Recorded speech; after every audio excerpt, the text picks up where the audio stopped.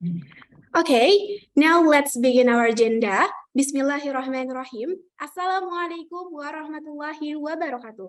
Peace be upon you. Alhamdulillahirabbil alamin. First and foremost, I would like to thank to Allah Subhanahu wa taala who has been giving us blessings and mercies so we can attend today's in a good condition.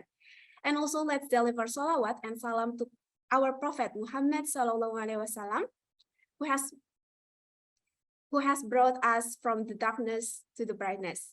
Ladies and gentlemen, never get bored. I want to say thank you for your enthusiasm on our program. Hopefully, all of you can keep your spirits up until the last day.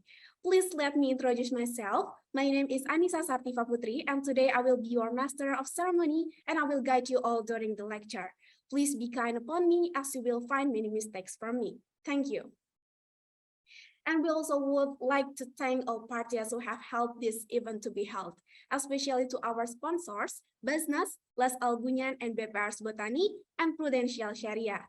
Prudential Sharia is the market leader in the Sharia life insurance industry and the first joint venture company to have spin-off. Prudential Sharia, make it true to your heart. Ladies and gentlemen, our first lecturer for today's agenda has already been here. Please welcome Professor Habib Ahmed. Assalamualaikum, Professor.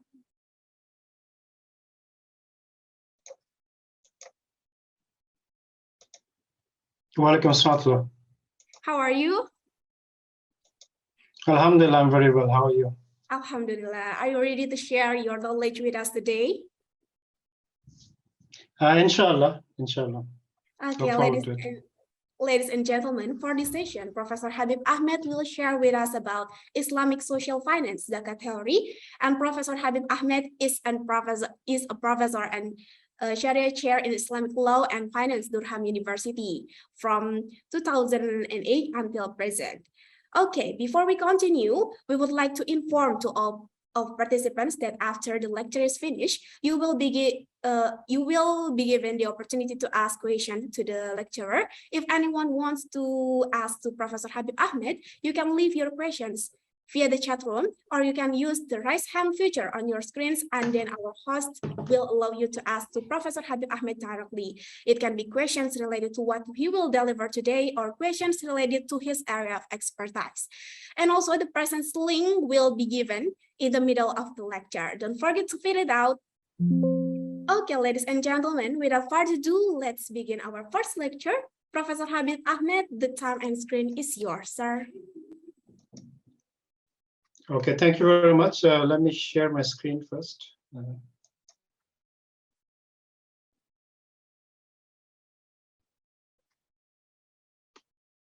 Can you see my screen? Not yet? Yeah, I can. How come I cannot see the screen from my side?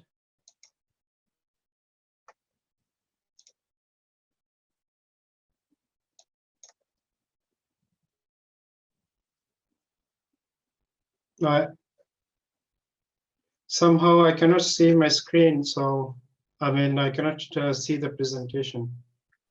Okay, wait, Professor. I just see myself.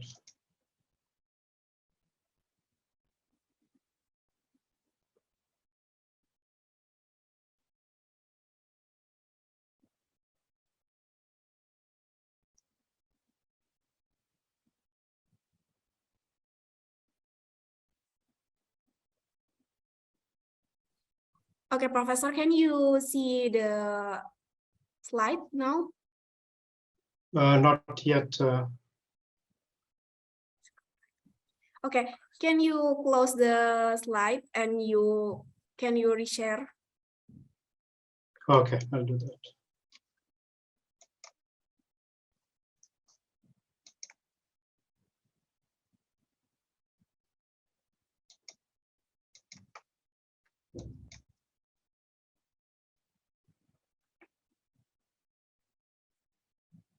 Can you see it now? Yeah. I cannot see my screens, unfortunately.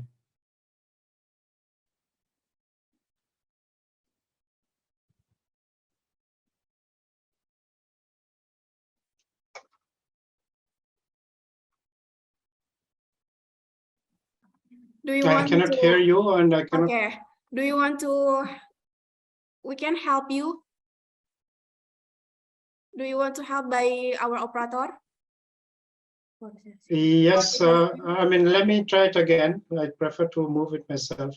Let me just stop sharing. I don't know why I cannot see the entire screen.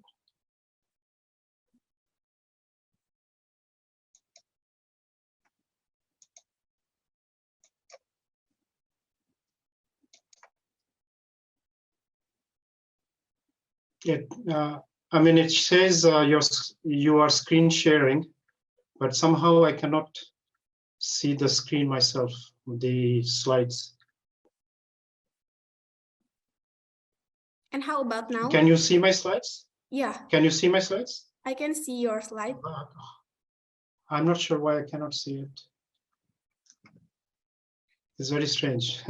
Okay, may our operator help you to share the slide? I guess I would prefer to do it myself, so I have control. But anyway, I don't think I have a choice. So I don't know why I cannot see the. Let me just see.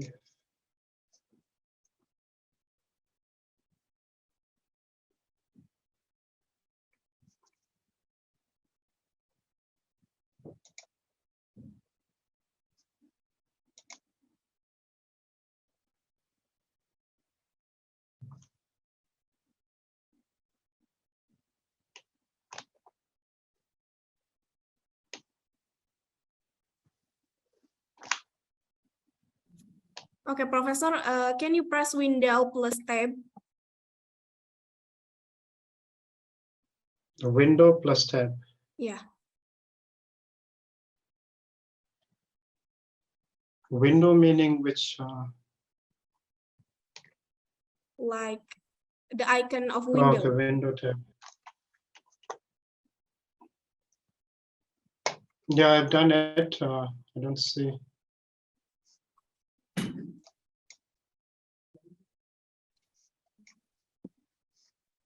Okay, maybe let me see. I think okay. I'll probably see it on a different screen. It's fine. Yeah. Okay. Okay. Let me see if,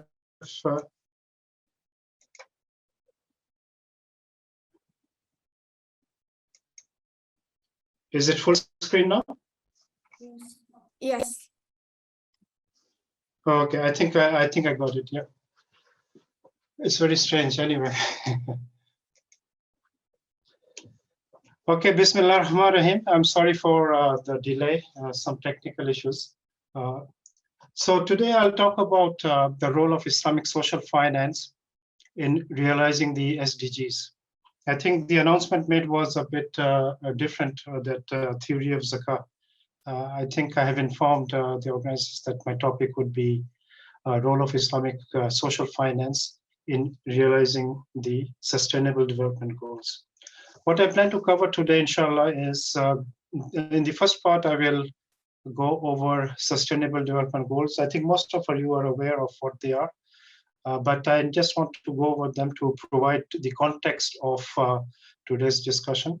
I will look at the status in OIC member countries, and then the role of financial sector in general to how to, in some ways, contribute to the SDGs. And then in the second part, I'll look at Islamic social finance and SDGs. What are the prospects and what are the realities?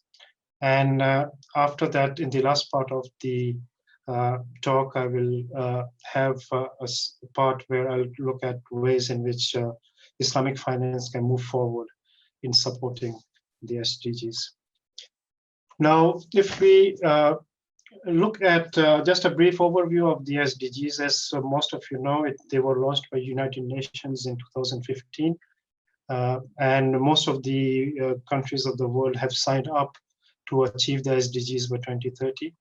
Now, the Sustainable Development Goals are very ambitious. They are multidimensional metrics. There's 17 goals with 169 targets. And interestingly, they also have put the indicators for different targets. Now, if we look at the SDGs, we can classify them into what we call the economic, social, and environmental goals.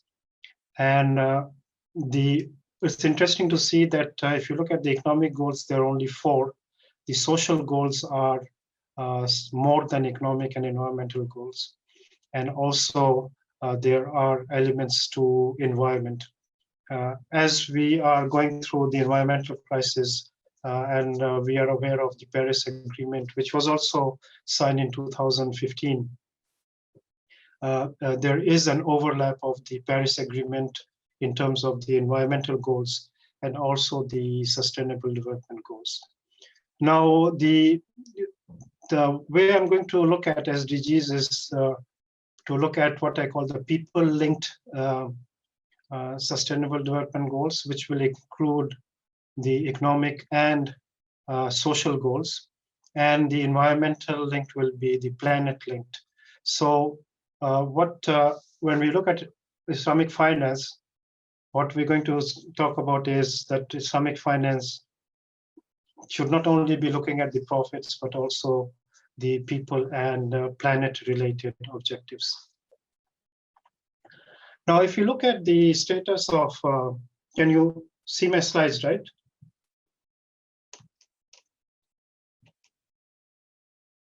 The SDG scores, can you see the slides? Yes, Prof. Okay, just to make sure. So this is data from before COVID. Actually, the situation after COVID probably has gotten worse. So if you look at the average score of 52 OIC member countries, their overall SGD score is on the lower side compared to other regions. It's better than Africa and very similar to the Oceania region. But other than that, if you look at compared to Latin America, the Asian countries, and of course the European countries, the score is relatively on the lower side. And as I said, this is before the COVID. After COVID, the situation probably has become even worse. And again, looking at the OIC countries' performance in terms of the Sustainable Development Goals, the red bar shows that there are major challenges to achieve this goal, and the amber is significant challenges, yellow is challenges remain.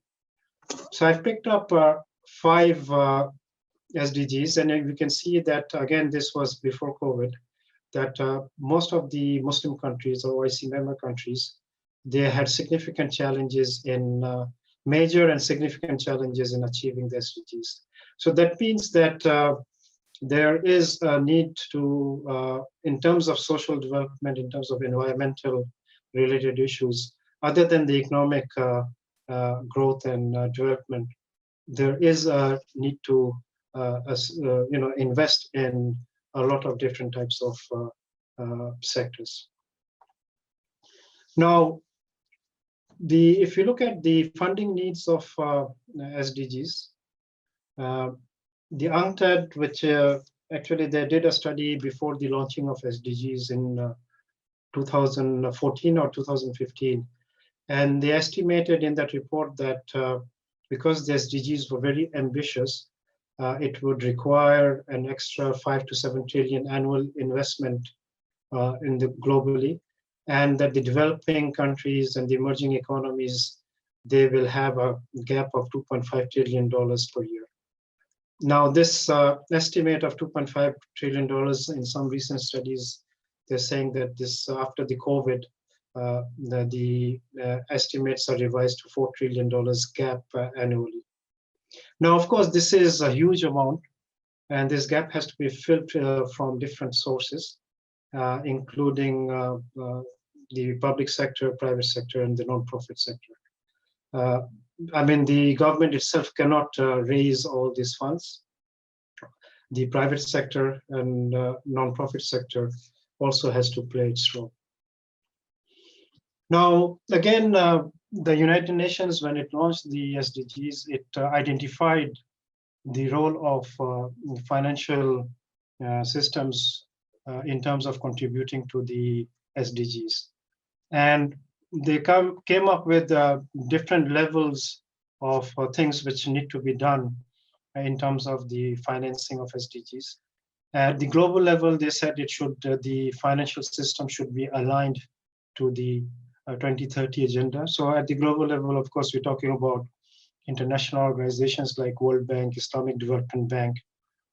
They should, in some ways, change their investment strategies so that they can focus on the SDGs. At the national level, there is a need to enhance sustainable financing strategies and investments at regional and country levels. And of course, at the financial institution or the sector level, systems level, there is a need to come up with financial innovations, new technologies, and digitalization to provide equitable access to finance. Now, as you see, because the need for funding are huge, that requires attention in terms of what the financial sector can do. In a paper which I did with some people in World Bank, we identified 4 sectors where Islamic finance can contribute to the SDGs. The first, of course, is financial stability. Financial stability is important because the financial sector itself can sometimes create crisis, as we saw in the case of the global financial crisis, which led to decline in output and a huge recession and affected lives of millions of people. So I think Islamic finance has inherent features, if applied, to bring about stability in the financial sector. The second area where Islamic finance can contribute is infrastructure development. And of course, infrastructure development is a key component of the SDGs. And we can think of 2 types of infrastructure: the economic infrastructure, which includes power, transportation with roads and highways, ports, airports, and others, and also telecommunications infrastructure. And also we need to develop the social infrastructure in terms of educational institutions and also hospitals. I think as we move forward, both the economic and social infrastructure will be key to, in some ways, achieving the sustainable development goals. The third area we identified was financial inclusion, which is people-oriented. I think in most of the countries, including Muslim countries, there's a large percentage of population who do not have access to financial services, basic financial services. And I think Islamic finance, given its, as we will see, its social orientation, should be in the forefronts of financial inclusion. Now, whether it's doing it or not, we will again look at it in the second part of this lecture. And finally, there is a need to create social impact. So the idea here is that the financial sector as a whole should not be only looking at the profit maximization. They should not be looking at profit only, but they should also include profit, people, and planet as parts of their mission. So the objective should not be to just maximize profit, but also to create social impact. So this will be at the level of organizations. Now, this brings me to the different types of organizations. Again, I'm setting in some ways, the context of today's discussion. We can think of different types of organizations which can come up with different types of financing strategies. On the very right, I have the traditional investments. So these are banks which are there to maximize profit. And basically, they do not have any social impact. And on the very left, I have the traditional philanthropic organizations, charitable organizations, non-profit organizations. They are not sustainable. They depend on donors, grants, and donations. And they do have, their objective is to create social impact. But within these 2 ranges, we have other mix of economic and social impact. So on the left, we have investing for impact. So this is there is some gain or revenues generated, some profit generated, but the whole purpose is not to generate profit, but to create social impact. And while creating impact, they also generate some revenue.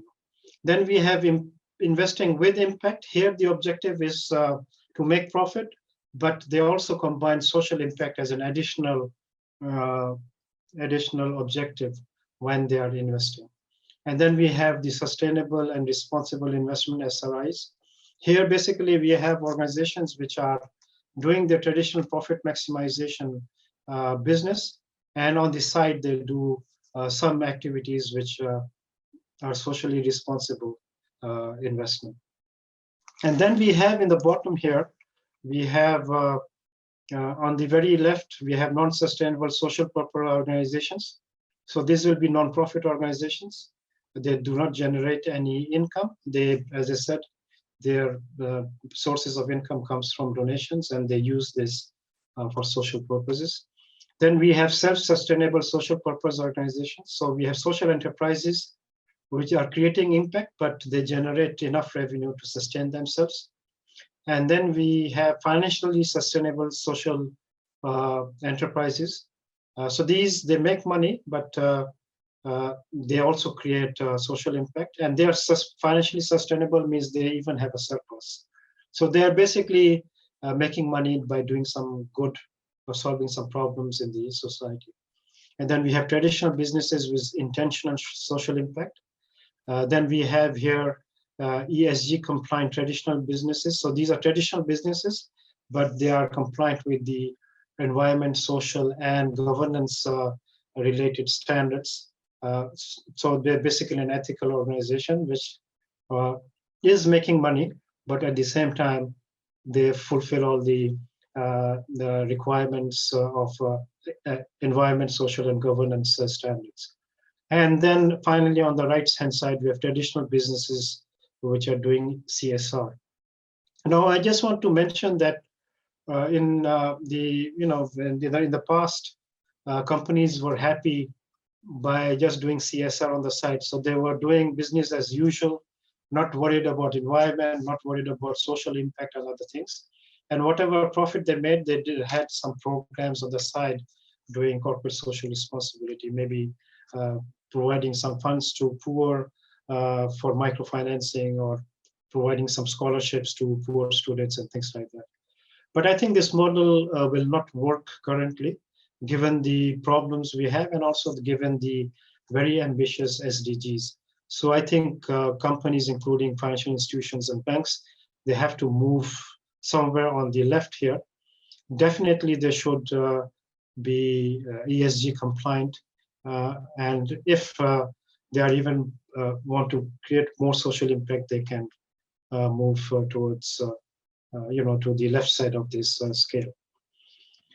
The key thing is that there is a need to change of mindset in terms of moving from profit maximization to looking at profit, people, and planet. And this may require a change in the organizational objectives to move from this shareholders maximization model to the stakeholders perspective.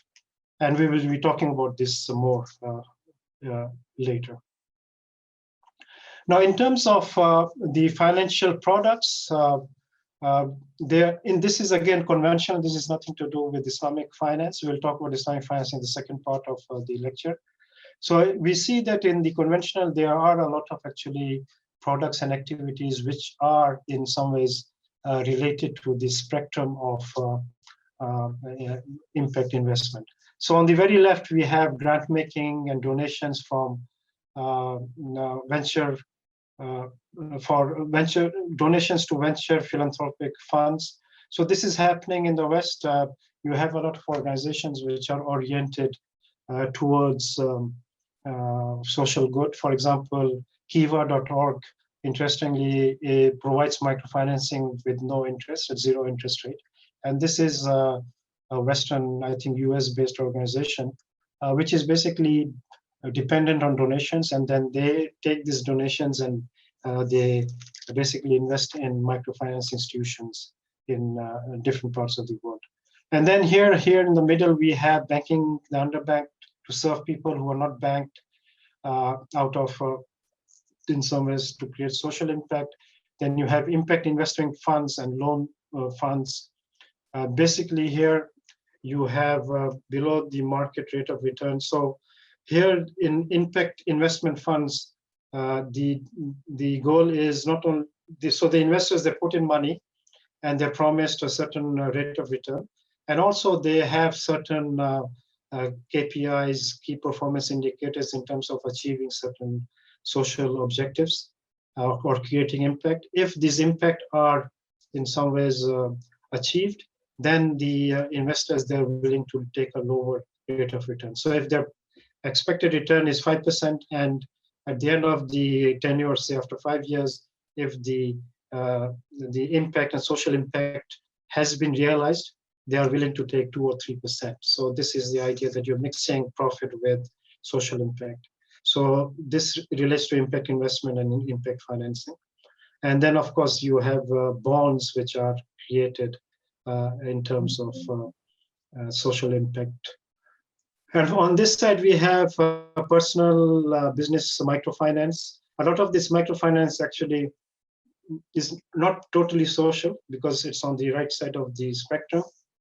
So these are microfinance institutions which are making money, but they're making money by providing finance to the people who are deprived of financing. And then we have green bonds and sustainable bonds, which is very popular nowadays.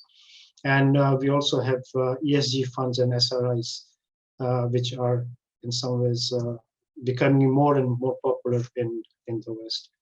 Now, I just want to spend a couple of slides to show you what's happening globally before I move to Islamic finance. As you see, there have been a lot of initiatives which have been taken at the international level in terms of ESG. Sustainable development goals in some ways can be also called ESG investments because we're talking about environment, social, and governance. So if we look at the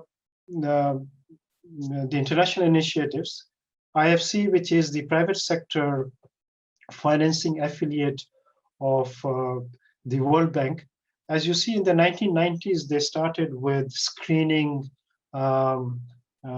projects they invested in according to the social and environmental sustainability.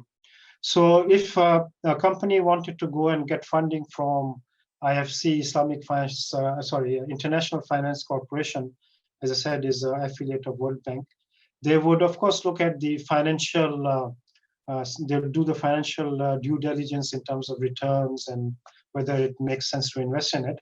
But on top of it, they also do social and environmental screening, and they have been doing this since 1990s. So in some ways, they are pioneers in terms of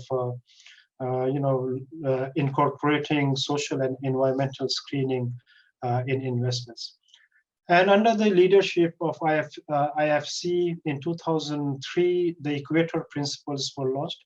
Equator Principles were basically most of the large multinational banks, IFC gathered them and they agreed that when they finance big projects in project financing, they will not only look at the economic returns, but also they will look at the social and environmental risks involved in projects. So the point I'm trying to make is that the environment social screening, this did not start just after 2015, but there has been discussions and actually practices of this in the conventional industry for some time now. Then in 2005, UN Principles of Responsible Investments was launched. UNEP Guide to Banking and Sustainability. This was launched after the launching of Sustainable Development Goals. World Bank has its own environmental health and safety guidelines. So when World Bank invests in different projects in different countries, they also not only look at the financial health or returns of the project, but also look at the environmental health and safety related issues of the projects. And especially after the launching of the Sustainable Development Goals in 2015, there have been other initiatives by UN, like they have come up with principles of responsible banking in 2019. This is signed by 132 banks from 47 countries. And these banks together manage 47 trillion US dollars worth of assets, which means that most of the large banks are here. Just to give you a perspective, the size of Islamic finance industry is 3 trillion. So these banks which signed these the UN principle of responsible banking, their total assets is 47 trillion dollars. In terms of Islamic finance internationally, Islamic Development Bank actually came up with the Sustainable Finance Framework in 2019, and it uses this framework now to, in some ways, do its financing. This is in line with, if you remember, I mentioned that United Nations it came up with the what should be done in the financial sector, that globally financial institutions should align their financing and development efforts towards SDGs. So Islamic Development Bank in some ways has taken this step that now when it finances projects, it uses the sustainable finance framework in implementing its project. Now, other than these international level initiatives, most of the major indices and credit rating agencies, they also have come up with ESG ratings now. For example, S&P, MSCI, Bloomberg, FTSE Russell, and others, all of them have come up with ESG ratings, and they actually publish this on a regular basis. So, for example, credit rating agencies in the past, they just used to rate the credit quality of companies, in terms of A plus, B, and other things. But now they also have a rating on ESG performance for most of the large companies. So it seems that there's a lot is being done in the West in terms of SDGs and ESG related to finance. And this is reflected in these numbers we see. This is taken from Sustainable Investment Review 2020. I think this is the latest report issued by this Global Sustainable Investment Alliance. And if you see that in the West, actually, there's a significant amount of investment is going into sustainable investments, right? Especially if you're looking at Europe, 41% of the total investments in 2020 were in sustainable investments. In US, it's 33%. Canada is a high 61, close to 61%. Australasia is close to 38%, and Japan is 25%. So there is, in some ways, this is partly because a lot of investors, including retail investors, they want their money to be invested ethically, and that's why there's a demand for these kind of investments. And we see that the demand is reflected in actual investments, where a significant amount of the investments are going into sustainable investments. Okay, I think now we can, given this rather long background, but I think it's important to understand the context, we can move on to the second part of the lecture, which is the key to this session. And we will be looking at the role of Islamic finance, social finance. But before I go and talk about the specific sectors, just to provide you with the conceptual framework of Islamic finance. I'm sure most of you are aware of this, but just to remind you. Now, the key thing on the key distinction of Islamic finance and conventional is that Islamic finance is Sharia compliant. Now, the question arises, what do we mean by Sharia compliance? And the Sharia compliance is usually translated into legal compliance in terms of fulfilling the Islamic legal rules. But I think if you look at the overall understanding of Sharia compliance, it should not only include the legal, complying with the legal rules, but also with the ethics of Islamic finance. Now, where do the ethics come from? Now, the Islamic economists and other scholars, they look at maqasid Sharia as the ethical, the maqasid to reflect the values, ethical values and principles. Now, maqasid itself can be looked at different levels. At the very broad level, we can look at the macro level. We can look at the key maxim which in some ways explains Sharia is that actually there are some scholars who say that if you want to summarize what Sharia is and or Islamic law is, they will say the whole objective of Islamic law is to enhance welfare maslaha and to minimize or prevent harm or mafsada.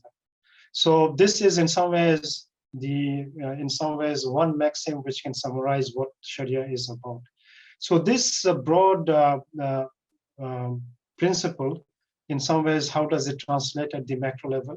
That means that when we're looking at an Islamic economy, it should enhance human well-being and dignity. And the other way to put it is that an Islamic economy will be balanced in terms of growth and equity.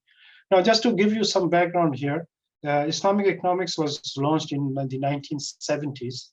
And in the 1970s, we had two dominant economic systems, the capitalist system of the West, and then we had the socialism, the socialist economic system. And it was in this environment that the Islamic economists, they came up and said that we have another way to look at the economy, and that's the Islamic economy. Now, they said that the problem with the capitalist economy was that it can ensure growth, but it cannot resolve the problem of inequalities of income. And that's a fact. I mean, even now, if you see that even with such the high levels of growth and wealth in most of the countries, there are very significant levels of inequalities of income and wealth. And the problem with socialism was it's ensured equality, but it cannot drive the growth because of the incentive structures in socialism. So they said that an Islamic economic system will bring balance between growth and equity. And this is at the macro level. Now at the micro level, I think most of you are aware that the micro level maqasid would ensure protecting and enhancing 5 essentials for individuals: their faith, their life, the intellect, aql, and posterity, nasl, and wealth, the mal. This is for all. So in an Islamic society, protecting these 5 essentials, the maqasid of faith, life, intellect, posterity, and wealth is essential. And scholars, they say that if these are not ensured, it will actually bring in disruption in the society. Okay, so as you see, wealth is a part of the maqasid. So this probably relates directly to the economics part. Then we have scholars like Ibn Ashur. Actually, he has also identified maqasid for the economy itself. So now we are focusing on the wealth part, and Ibn Ashur, he says that there are certain, again, looking at the texts of the Quran and Sunnah, he says that we can find that the objective of transactions in an economy are circulation. That means that the wealth should circulate, it should not be concentrating in a few hands, preservation or durability of wealth, the persistence, that if somebody owns the wealth, it should be ensured that it persists in the future. And transparency.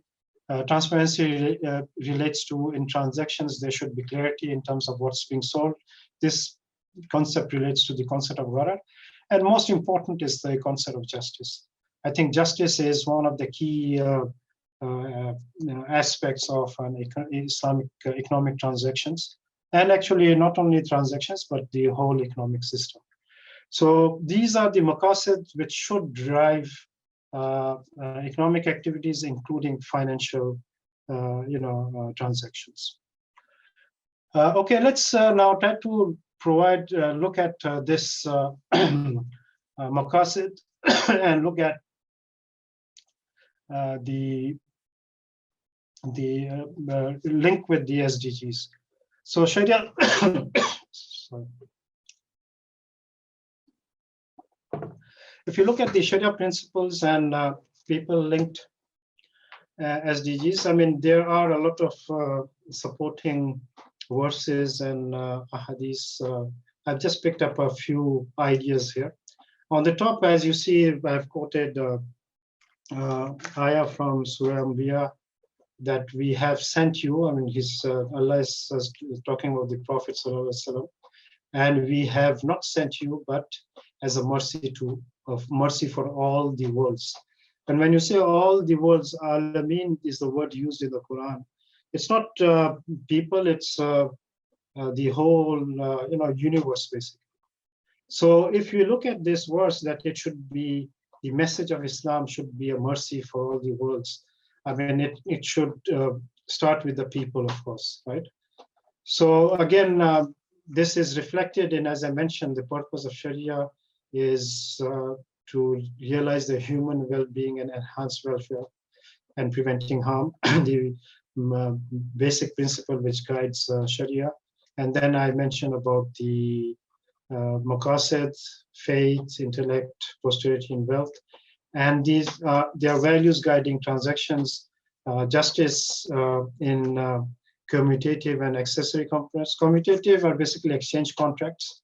Accessory contracts are where you have a principal-agent relationship, right? So mudaraba, wakala, and these kind of contracts. So adl is, or justice is, guides these contracts. And that's why we have certain structures in place, the nominate contracts, to ensure that that justice is in some ways prevailing in the contracts.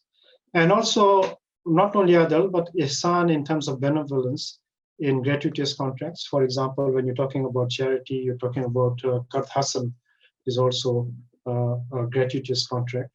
And here, the fact which is encouraged is ihsan, or going beyond justice. So you want to contribute to the society, and you in some ways play a role where you go beyond justice and provide something extra. So if you have these values and principles, definitely this values and principles would lead to an equitable economic development and enhance human dignity. So again, I'm talking about the values and principles, not the practice. We'll come to practice after we talk about the values. So if you look at the, again, as in the case of people-linked SDGs and Sharia principles, if you look at the planet-linked SDGs, again, we see a lot of verses in the Quran, which in some ways guides us to protect the environment, not only environment, animals, and the Allah's creation, basically. Here we look at the verse from Surah Hijr, I think, chapter 15, verse 19. Allah subhanahu wa ta'ala says that, and the earth we have spread out like a carpet, set thereon mountains firm and immovable, and produce therein all kinds of things in due balance. So this balance is the mizan is what is very important. I mean, we should not do activities where we try to, in some ways, create imbalance in the creation of Allah subhanahu wa ta'ala. So this again is a general principle, but then we can look at a lot of specific verses and also ahadith which looks at what our role should be in terms of the environment. I have here just picked up two ahadith. One is it is in Bukhari. There is none amongst the Muslims who plants a tree or sows seeds, then a bird or a person or animal eats from it, but it is regarded as a charitable gift for him. So if somebody plants a tree and other people, even animals, benefit from it, it will be considered as a charitable act on behalf. And because it's a tree you're talking about, actually it's almost like a waqf where people are benefiting and animals are benefiting. So you're basically creating a sadaqah which will continue till that tree, for example, leaves. And the other one is, again, the first one is a proactive one that we should try to improve the environment. And the second one is in some ways a preventive hadith I picked. And I think, again, you are familiar with this hadith. It says, Saad, he was doing wudu. So the Prophet, peace be upon him, passed by Saad when he was performing ablution. And he said, what is this extravagance? He was using a lot of water when he was doing wudu. In some ways, wasting water. And the Saad asked the Prophet, can there be extravagance in ablution? He says, I'm doing wudu, so I want to use a lot of water. And the Prophet replied that, yes, even if you're on the bank of a flowing river. So even if you are on the bank using water from a river, you should use the water which you need, not use more than what you need. So it's a beautiful hadith, which in some ways shows that, how we should deal with the natural resources. Not waste them, but use what we need, nothing more than that. So in terms of the instruments of social finance, I think, again, if you look at the spectrum which we saw before, starting from traditional philanthropy to the traditional investments with just profit motive. So we look at different institutions which can in some ways, institutions and also products actually, which can contribute to social impact. So we have here Zakah and Sadaqah, which is traditional philanthropy and investment for impact. We have Waqf, which covers investment with impact also. And then we have the role of Islamic financial institutions in terms of Islamic impact financing and sukuk. And Islamic financial institutions, they can do investment with impact and also, of course, do the sustainable and responsible investment. So we do see that when we're talking about Islamic social finance, it is not only about Sadaqah and Zakah and Waqf, but also the financial institutions, they have a role to play, given these values which we just talked about. So let's look at each one of these institutions, key institutions, and see how they're performing in terms of the contribution to SDGs and social impact. So if you look at Zakat, the Zakat potential, there are different estimates. Actually, IDB, one of the IDB report even estimated a range of 2 billion to 1 trillion US dollars as the annual Zakat that can be collected. But I have done my own estimates, and based on some assumptions, I conclude that the total Zakat potential estimates is close to 300 billion US dollars annually.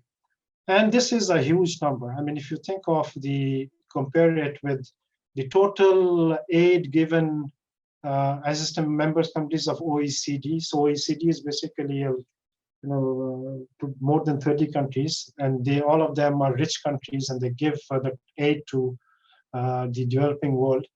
Their total aid given in 2017 was $146 billion. So this Zakat collection is more than double than what this aid is given. So in terms of the potential, there's huge potential.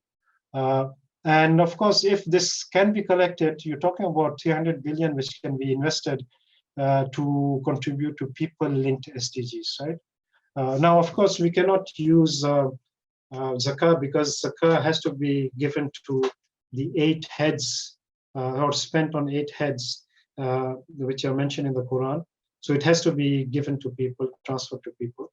And the SDGs, which can be in some ways dealt with Zakah, is SDG 1, which is no poverty, zero hunger, health and prosperous life, quality education, decent work, economic growth, and reducing inequalities. So there is a scope of using zakat to actually target the people-linked SDGs. Now, what is the status? Actually, we don't have too much data and information on the actual impact of zakat. But overall, we see that other than a few countries, zakat is not organized centrally.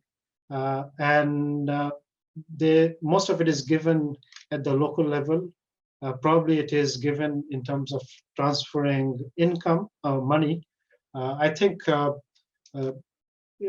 a lot of it is used for consumption, so we don't see the impact of zakah in that sense. Again, there's not too many empirical work which has looked at the impact of zakah at the global level or even at the national level. So the impact is marginal. We can conclude from anecdotal evidence that it is marginal, disbursed due to lack of sound management. As I said, most of the zakah is given by individuals to individuals. And most of these individuals probably use it for consumption purposes.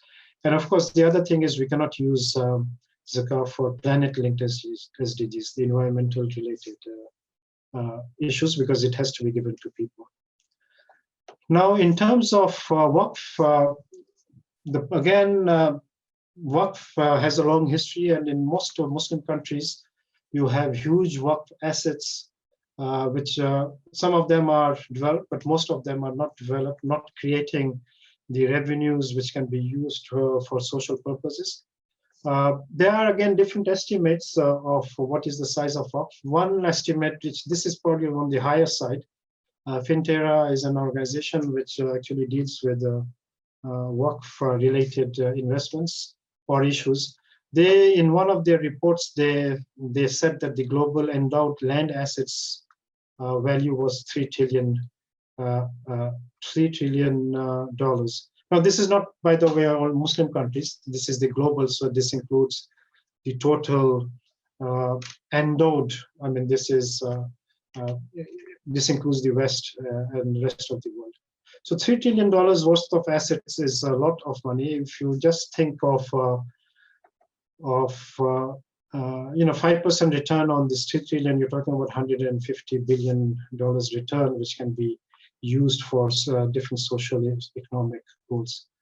Now, I think, for example, again, IDB, the Islamic Development, this IFTI, now it's the institute, they did a work study on Indonesia, and they estimated the total Waqf properties in Indonesia to be $60 billion US. So if it is 60 billion, again 5%, that means $3 billion US dollars can be generated as revenue from Waqf, which can then be used for socio-economic purposes. Now, the good thing about Waqf is it is flexible, because Waqf is a voluntary donation. So anybody can create Waqf, and for any purpose he or she wants. So if somebody is creating Waqf which can deal with the SDGs, I mean, that's permissible and that's fine. The key thing is that when you create a Waqf is guided by what is included in a Waqf deed. Now, this may create problems of the existing Waqf. Now, for example, most of the existing Waqf they created in the past, and of course they had their own ideas in terms of where these Waqf returns would be invested, and some of them may not be relevant during today's time, right? So I think this is one of the, in some ways, that I think this is the second point I made, that Waqf deeds do not include SDG related issues. For example, in Turkey, there was a Waqf which was created to help restore books. In the past, the books were basically made by hand, and they had to be sewn and everything. Sometimes if the books got destroyed, they had to be repaired in that sense. So there was a Waqf in Turkey which was built just to help restoring these books. So of course that is not relevant for today's world anymore. So the other thing is the most existing Waqf are not used to the potential due to lack of investments and management. There is in Islamic Development Bank, there's a fund called Awqaf Properties Investment Fund.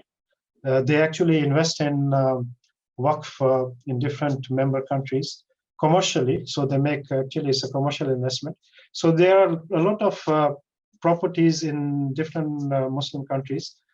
They are in very, business locations are, the location of the Waqf is where if you make investment, actually it makes a lot of business sense. So they're basically investing in these Waqf assets, building assets in terms of real estate, and the Waqf pays back the the money invested to IDB over a period of time. The key thing here is there are a lot of Waqf assets which are dormant, unfortunately not producing the income, but there is a lot of potential to make investments in these and generate the revenue, which then can be used for different socioeconomic purposes. All the generations of the past, they have created their Waqf, and I think our generations, we have to do our work in terms of creating new Waqf. But unfortunately, a lot of Waqf created during contemporary times are religious Waqf. So whenever you see a rich person who wants to create a Waqf, I think that is more or less the case. They will go to and build a mosque, right?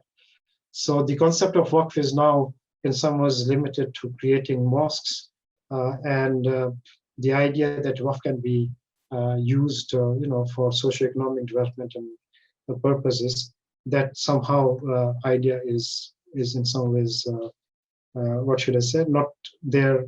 I mean, we have done some surveys which show when you say that you should create a Waqf for socioeconomic purposes, they respond that, we thought that, when you're creating Waqf, it should be a mosque. Again, these are some conceptual issues which need to be dealt with. Now, as for the Islamic finance sector, we know that it is expanding. I mean, the idea was that Islamic finance would contribute to economic growth, and its financing will fulfill the maqasid. The result would be that it will produce a vibrant economy which will balance between equity and growth. So it will not only be in some ways Sharia compliant in terms of no riba and no gharar, no gambling, but also it will be inclusive, and then it will promote socioeconomic development. That was the idea when it was launched. But as we will see, unfortunately, the practice is not reflecting these ideals of Islamic finance. Now, in terms of the size, this is a bit outdated. Actually, the latest is that the total assets of Islamic financial sector is actually just past 3 billion. IESWC stability report, which was published last month, the total assets are close to 3 billion now. I mean, 3 trillion. This is in billions, so close to 3 trillion. I mean, 3 trillion is not really a very large number if you look at the international financial assets, probably close to 1% of the assets, global financial assets. Now, banking sector is the largest, followed by Sukuk, Islamic funds, and Takaful is a very small percentage. Now, we're looking at the Islamic financial institutions and SDGs. It has had an impressive growth, but there are questions raised about the quality of this growth. There's too much compliance, focus on legal compliance. It has become a prohibition-driven industry. So what's happening is, of course, what is happening is the approach Islamic banks have taken is to just replicate the conventional banking products. So instead of coming up with new innovative products, they just look at what conventional banks are providing, and then doing this reverse engineering and coming up with Islamic alternatives to those products. Now, of course, the conventional financial institution is a debt-based organization, and most of the products are debt-based. So unfortunately, what is happening is that this is also reflected in Islamic banking products. Now, not only Islamic banks are replicating the products of conventional financial institutions, even the organizational format which they have adopted is conventional financial institution. Especially, I'm talking about the commercial bank.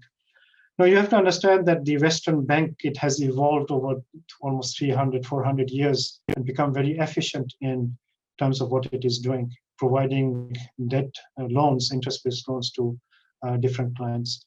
Now, unfortunately, Islamic banks have adopted the same organizational structure. So what this does is it is very difficult to do quote-unquote Islamic finance like equity-based financing, asset-based financing using this model, because you're basically replicating a structure which is efficient in doing debt-based financing. On top of it, there are regulations which also affect the products which Islamic banks come up with. So the bottom line is there's too much focus on legal compliance, and they're not contributing to the social goals.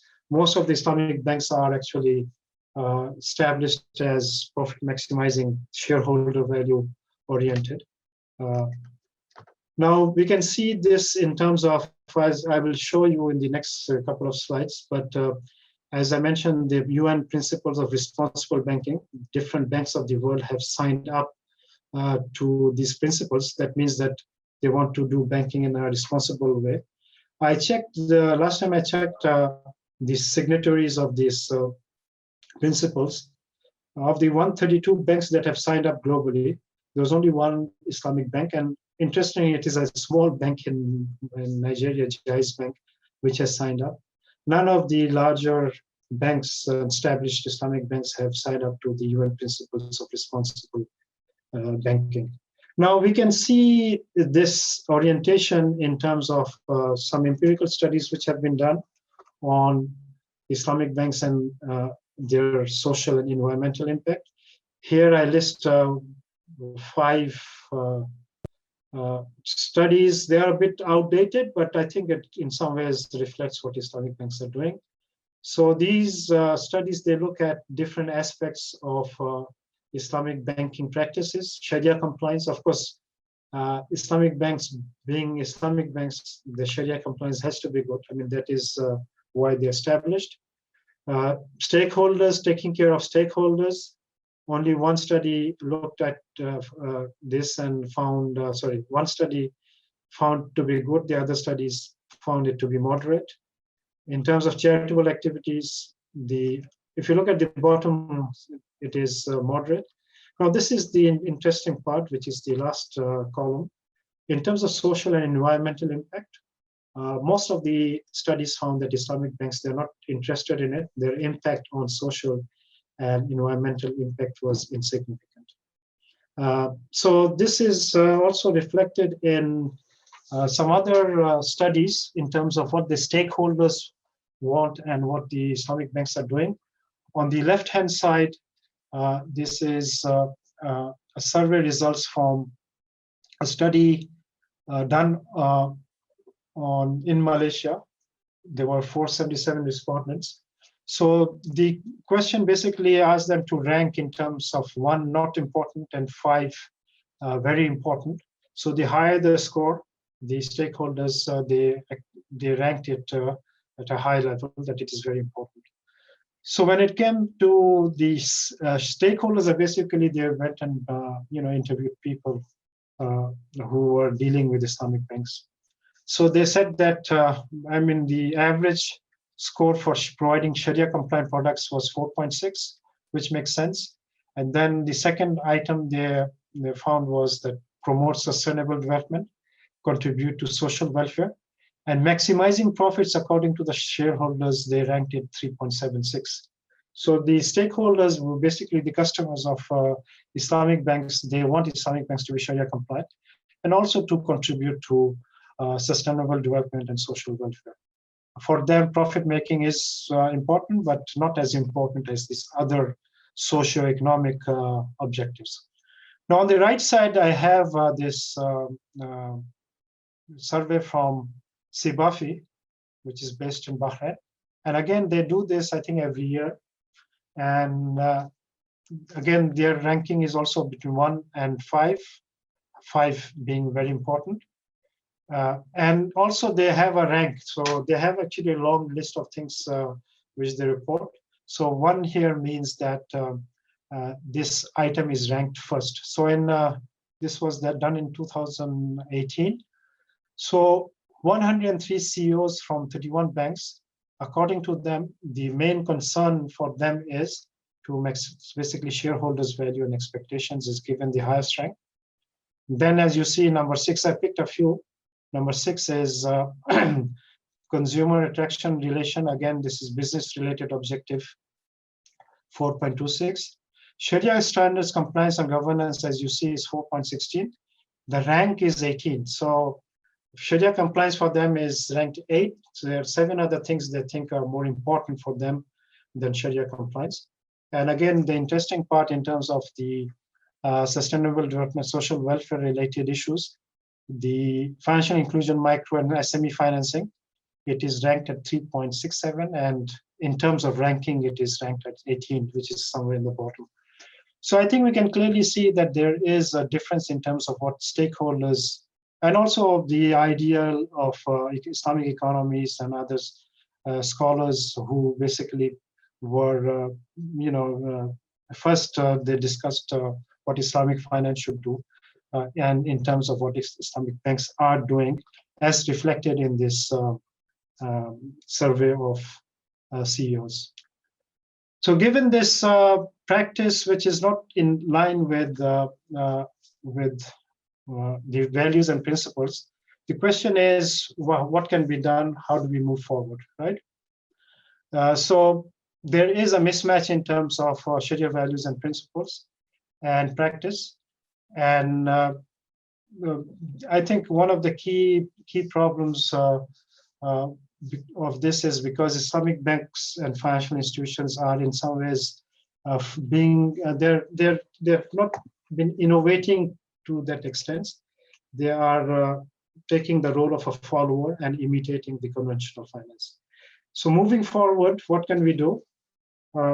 I think I've identified 4 ways in which moving forward we can probably make Islamic finance more relevant to the SDGs and ESG financing. 1 is conceptual reframing. 2nd is organizational cultural or reorientation. The 3rd relates to innovations for providing social finance. And the final item is developing the legal regulatory ecosystem to support this social financing. So let's look at this, each of these items individually. The first is conceptual reframing. As I mentioned, we can look at Sharia compliance at different levels. At the narrow level, you can look at it as complying with the legal rules only and ignoring the ethics. But at a broader level, we can look at Sharia compliance as complying with both the Islamic rules and the ethics. I personally think that ethics is more important for creating social impact. You cannot create social impact by just looking at the legal rules of Sharia compliance. You can make money out of it, but you cannot create social impact. To create social impact, we have to have this broader perspective of maqasid and bring in ethics, the ihsan part into the practice. So the broader perspective is about ends. Maqasid, as you see, is objectives. Objectives is about what we want to achieve. So we have to have this perspective that what is the impact of all this financing, right? So if you're if you're an Islamic bank and you're financing expensive cars of rich people, you make money out of it, but you're actually not creating any social impact. So when we look at the end results of the financing, that will give us an idea of what is the social impact. Now, how can these Islamic values and principles reflect in terms of the SDGs? And unfortunately, again, I mean, we had some discussions with the Sharia scholars. Sometimes these are new concepts and they are mainly focused on legal compliance.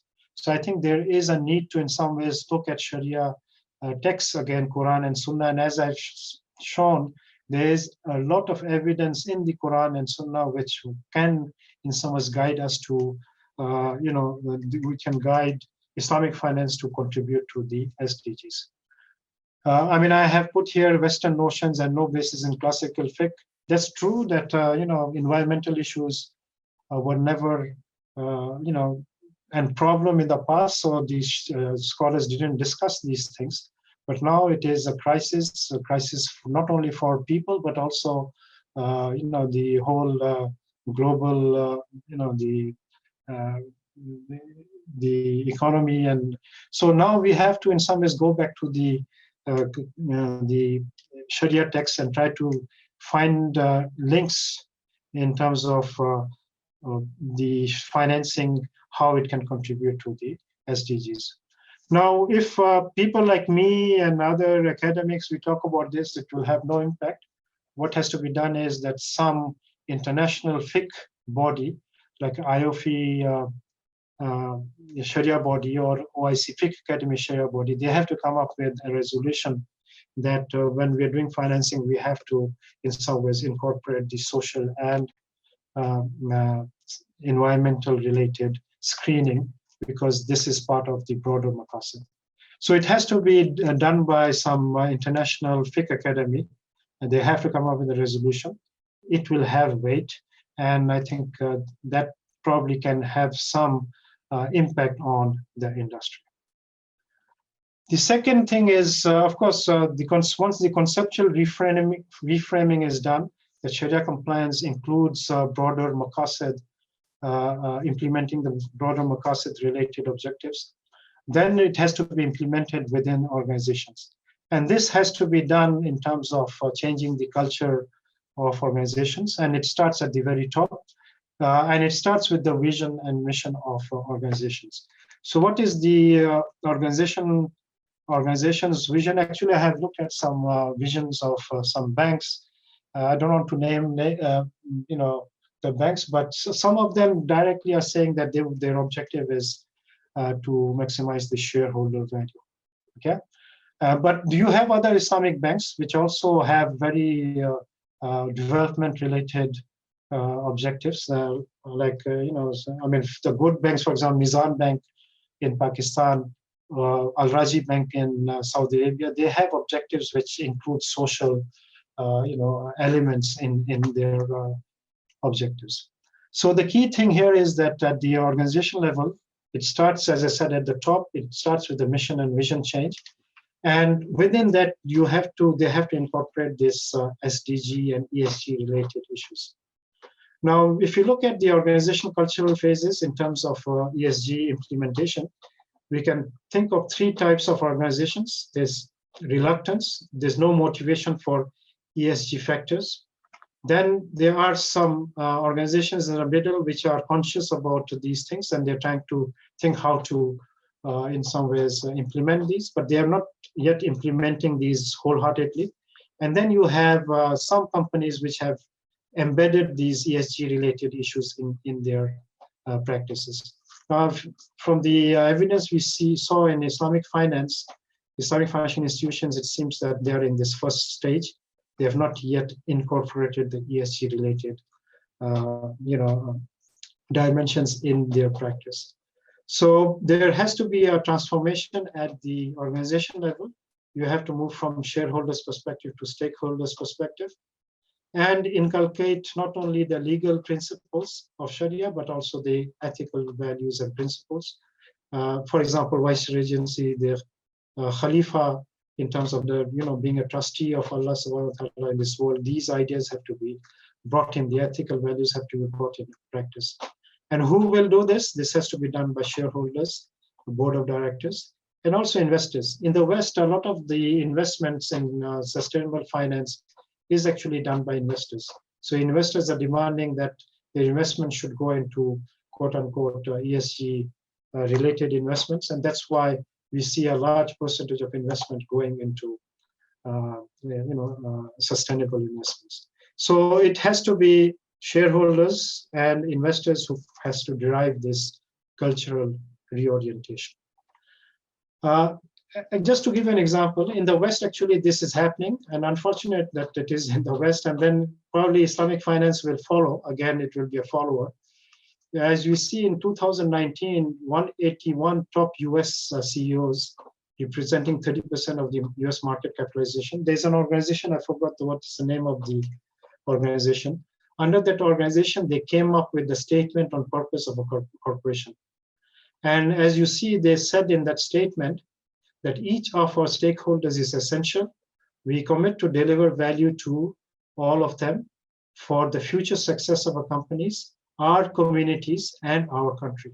So they have moved from the focus on shareholders' value maximization to stakeholders, and they're talking about the communities and also even at the country.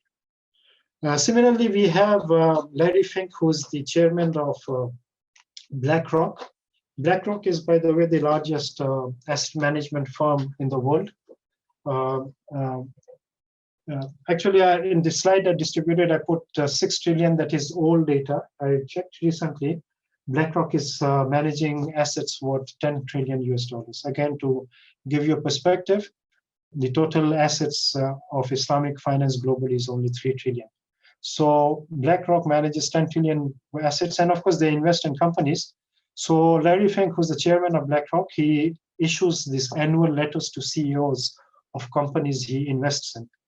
And he has been doing this for some time now, but I just picked up here January 2019 letter to CEOs.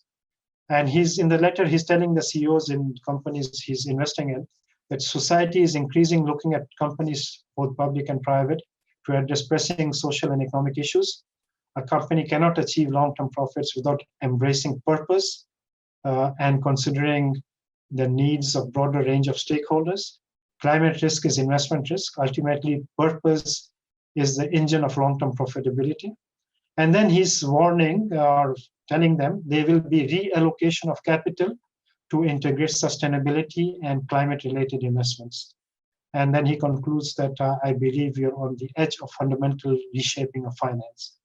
So as you see, there is some things happening, and this is also reflected in the numbers which I showed you earlier in terms of huge amounts of sustainable investments in the West. The third point I wanted to make, I want to finish quickly so that we have some time for questions.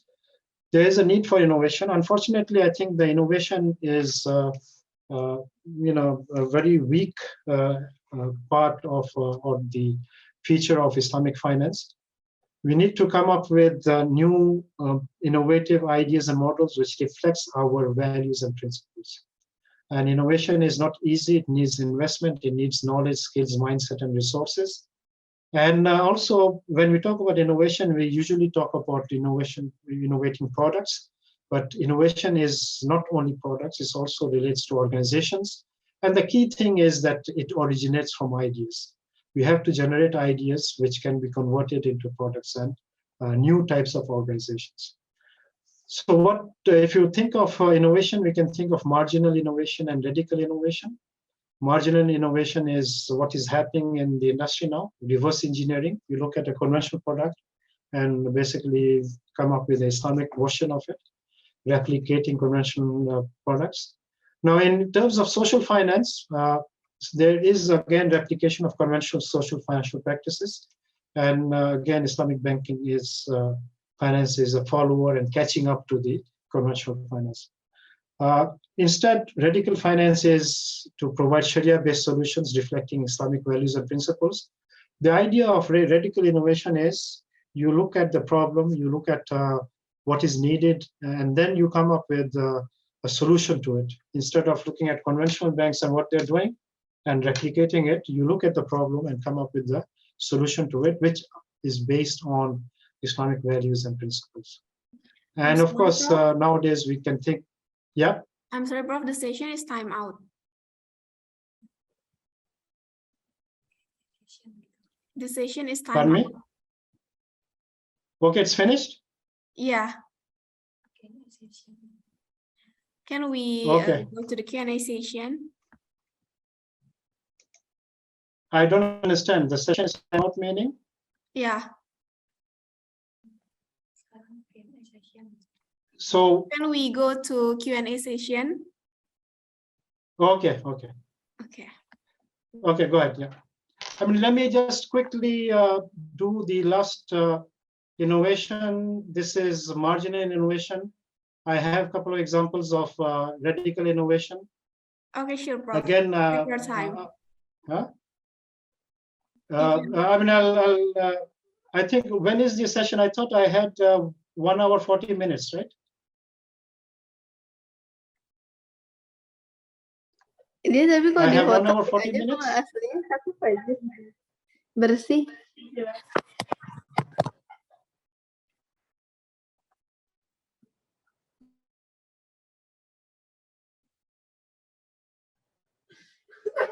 I don't understand. So, okay, let's take the questions. It's fine. I think I covered most of it. So I'm okay with taking the questions now. Okay. Thank you very much, Professor Habib Ahmed. What you have thought about Islamic social finance, the theory has been very enlightening and insightful for all of us. Okay, let us continue to Q&A session, Professor. To all participants, you can drop your questions via the chat room, or you can using the raise hand feature, so you can ask to Professor Habib Ahmed directly. Okay, for the first question.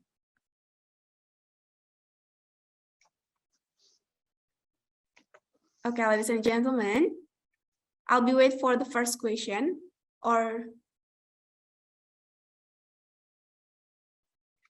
okay, maybe you can finish the explanation first, Professor. Okay, I'll just, I mean, I'm towards the end anyway, so I'll just give an example of IESWC, which is a very interesting organization in Pakistan. IESWC was started by Dr. Amjad Saqib, and basically his idea is to establish partnership between the rich people in the society and the less privileged citizens. So he basically gets donations from rich people and gives interest-free Qard Hasan to individuals with guarantee. So an individual who wants to take financing from IESWC, they approach IESWC, but one of the requirements is that he should come up with 2 guarantors.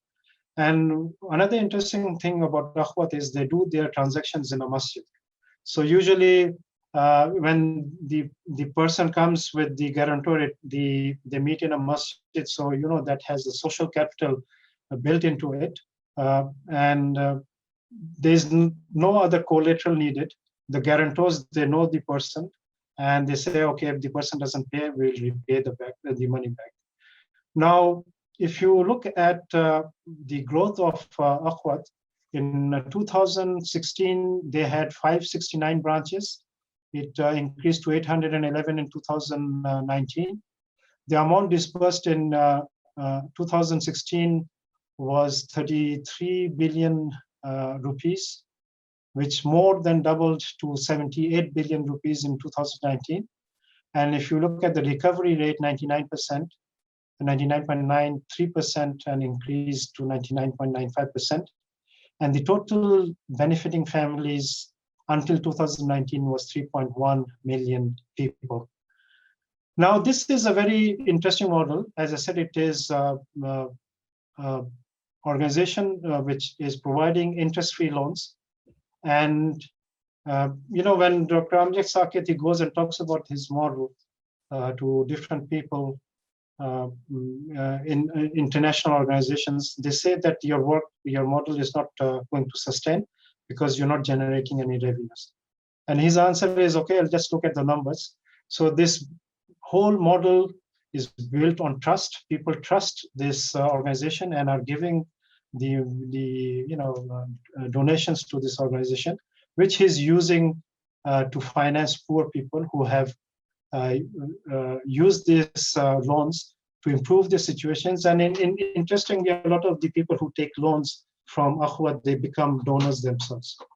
So I think this is an idea which is a radical innovation based on Islamic principles. It is giving out Qard Hasan to poor families. And it has been very successful in terms of reaching out to people. So it is something which is challenging the conventional wisdom of what is microfinance should be. The last thing I just wanted to mention is that we need a developed ecosystem for Islamic finance, social finance.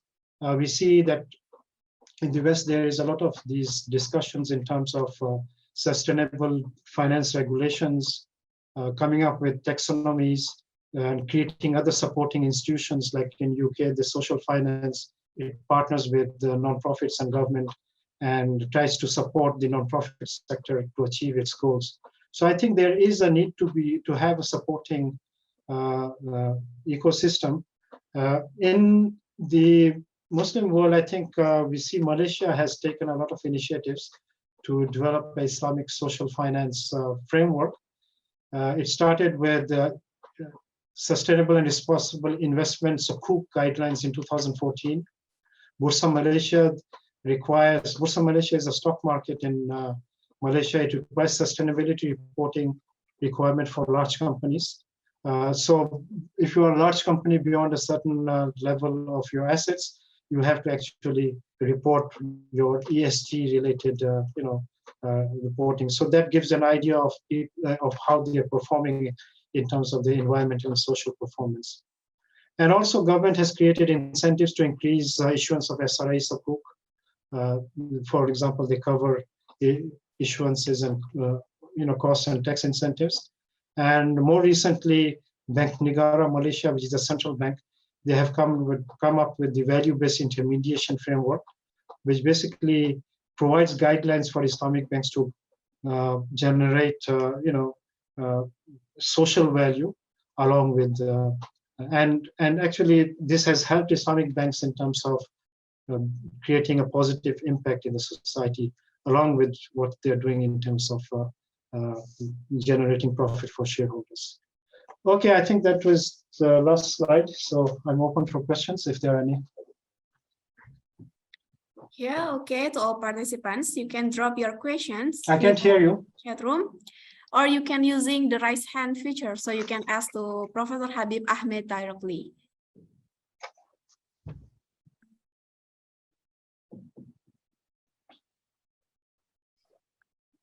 Okay.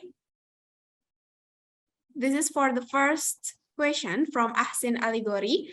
In SDGs, I know about blended finance, Sam, whether it can adapt in Islamic blended finance using social and commercial Islamic finance. How Zakah Wakaf in a social business that contributed to SDGs and create impact investment, and whether Islamic blended finance are legitimate in Islamic academic. Yeah, actually, Islamic blended finance, I'll just show you the slide.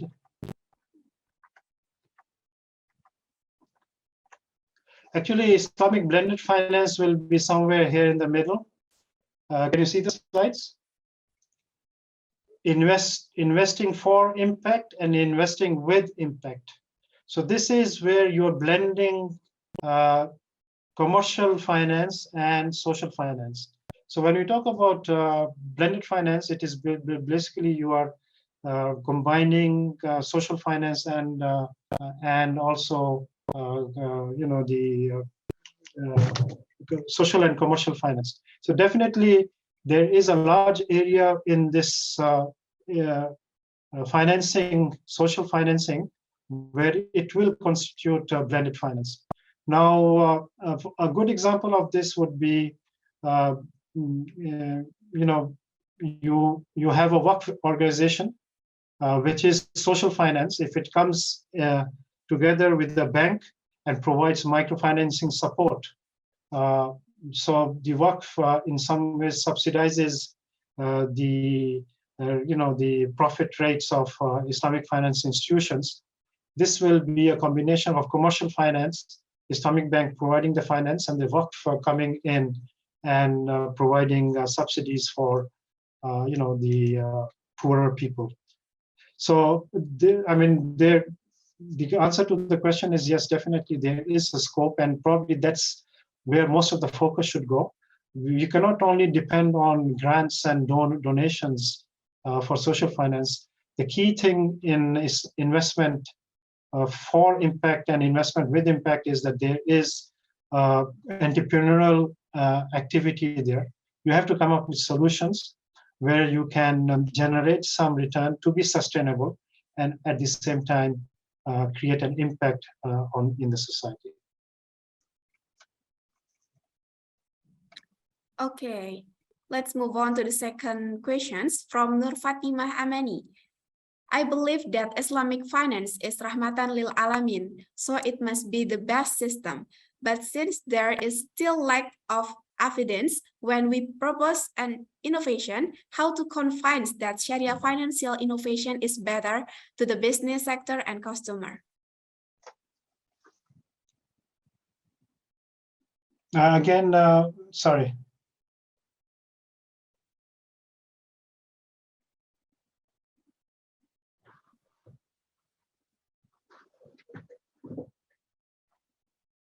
Well, as I mentioned, I think unfortunately the practice is not reflecting the values of the Sharia guidelines and values.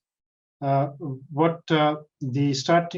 Islamic finance started in terms of replicating the conventional with very little innovation. To implement the Rahmat al-Alameen perspective, I think we really need to come up with new innovative ideas and solutions. I think the first generation of the bankers, they did their job. I think it's time for the younger generation of practitioners like yourself, young people, who can come up with these new innovative ideas and models.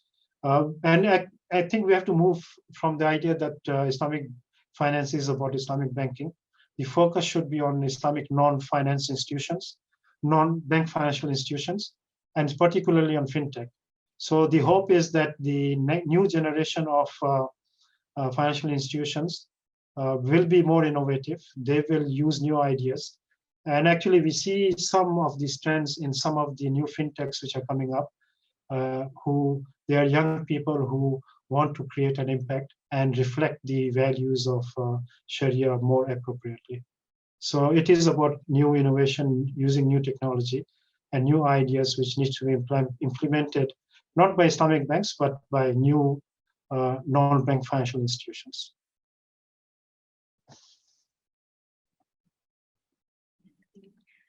Okay, so we move on to the third questions. What criteria does Ahwat follow to provide someone with a loan? Do they have a background check for the individual or verify if they are really in need of a loan and able to pay back? Well, as far as I know, I think the only criteria they use is because they are targeting the poor. So they are aware that they do not have enough assets. The only thing I think in the application, the people who are taking the loan, they have to specify how they're going to use the loan. And if it is some productive activity, that is the requirement. And the key thing here is they cannot screen all of them, in terms of they do not actually screen. The key thing here is if you have two people who come as guarantors, I think that is the only condition. And I think in most cases, in most of the microfinance institutions, this is how it is done. For example, in Grameen Bank also, they do not do the background check. If you come, there are some requirements. You have to form a group of 5 people, and then you come to the bank. And of course, you have to come up with how you're going to use the money in terms of generating income. And if those requirements are fulfilled, then you are fine. So the answer is, I'm not aware of any background checks which are done. The requirements are very simple because you're dealing with people who are poor, and a lot of time they are not financially literate, but they want to support them. And if they have 2 guarantors, that is good, and a good project, of course, that is a good enough application. Okay, thank you for all the answer, Professor. I think that is all for the Q&A session for the first lecture. Unfortunately, our agenda is very tight that we don't have enough time to have all questions answered. And I would like to ask you to stay on your screen, Professor, as we have a small token of our appreciation for you. Please accept it with our sincere thanks. This is for you, Professor. Thank you. Thank you very much. Okay, once again, thank you, Professor Habib Ahmed. And now we will hold a photo session to all excellencies, lecturers, and as well as all participants are welcome to open your camera and take a position for photo with Professor Habib Ahmed.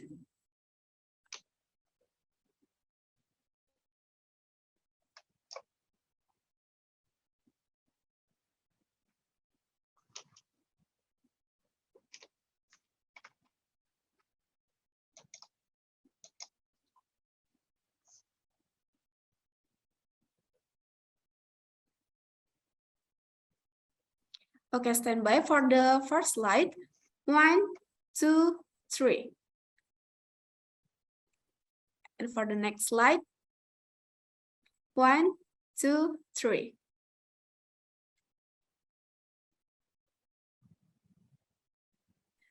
And for third slide. 1, 2, 3.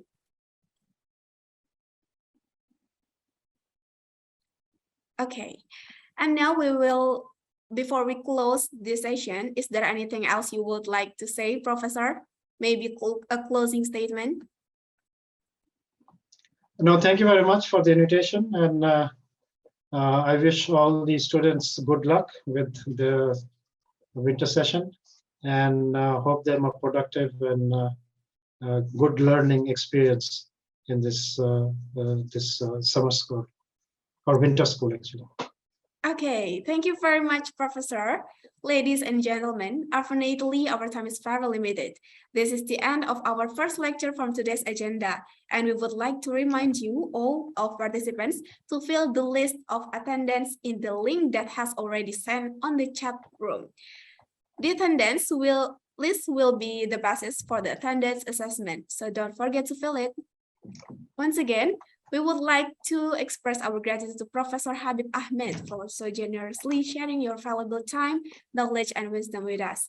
We are very fortunate to have listened to what you have explained in your presentation today.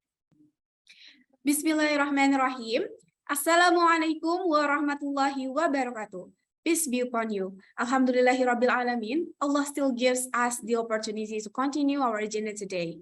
The second lecture today will discuss about Islamic insurance, social finance approach in risk mitigation, and it will be explained by people who are experts in the field of insurance and come from insurance institutions too. He is a head of product development at Prudential Syariah, one of the largest insurance company in Indonesia.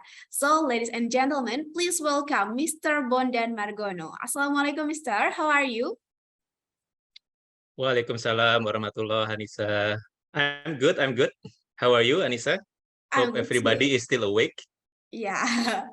And are you ready to share your knowledge with us today? Yes. I'm ready. Okay, wow. Now, before we continue, we would like to inform all of participants again that after the lecture is finished, we will be given the opportunity to ask questions to the lecturer. If anyone wants to ask to Mr. Bondan Margono, you can leave your question via the chat room, or you can use the raise hand feature on your screen, and then our host will allow you to ask to Mr. Bondan Margono directly. It can be questions related to what he will deliver today or questions related to his area of expertise. Okay, ladies and gentlemen, without further ado, let's begin our second lecture. To Mr. Bondan Margono, the time and screen is yours. Okay, thank you, Anissa. Let me try to share my screen first, yeah. Okay, bismillahirrahmanirrahim. Assalamualaikum warahmatullahi wabarakatuh. Waalaikumsalam warahmatullahi. Can everybody see my screen? Is it visible yet?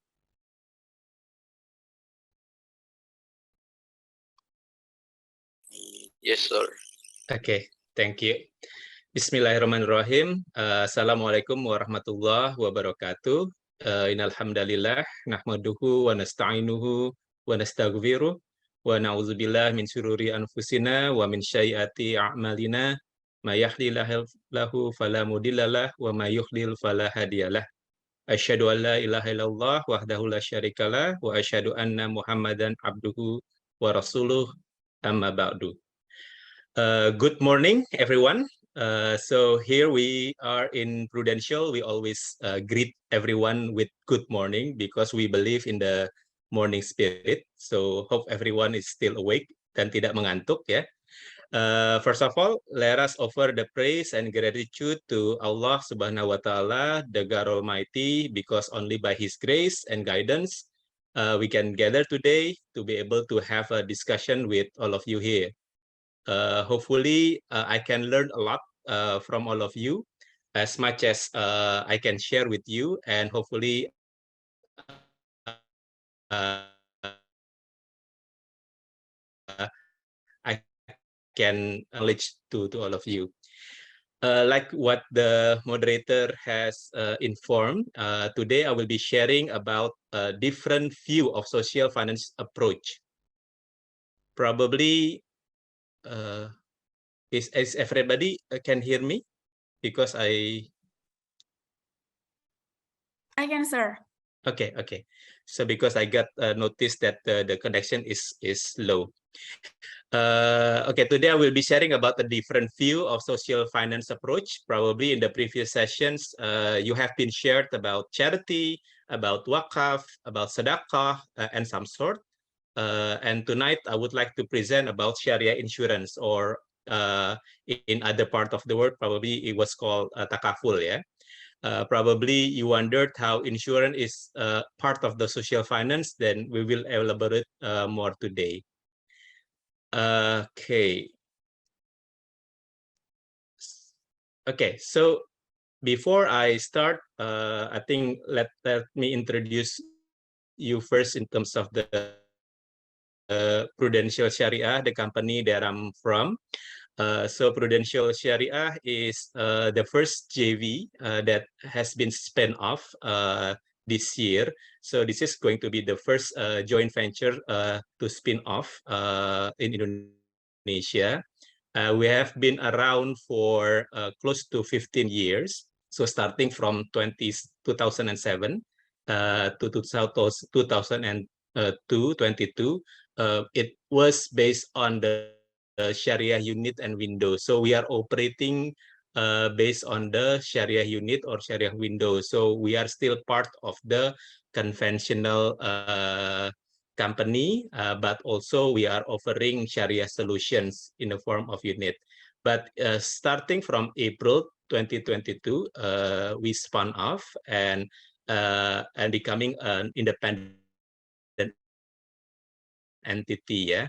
And Alhamdulillah, in terms of the achievement, we are still the #1 in all of these mentioned in the slide. Thanks to the participants, to the customers that we have in the past 15 years, yeah.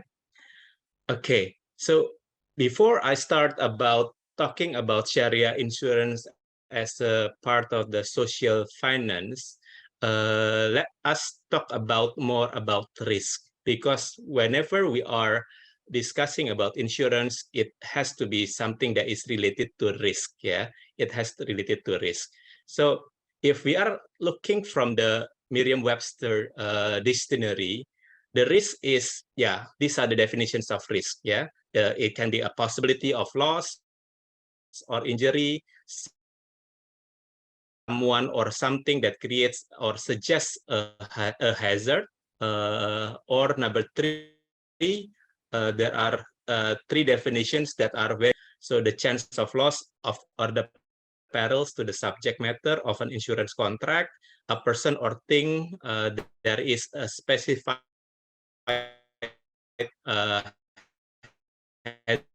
hazard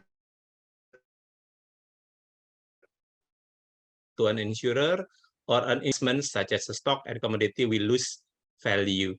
So These are the definitions that we have at the moment on the risk. Okay. Well, if I can sum up the risk in life insurance, because we are talking about the life insurance here, it can be defined into if in four categories. Yeah, it's related to death, it's related to sickness, it's related to retirement, or it can also be related to longevity.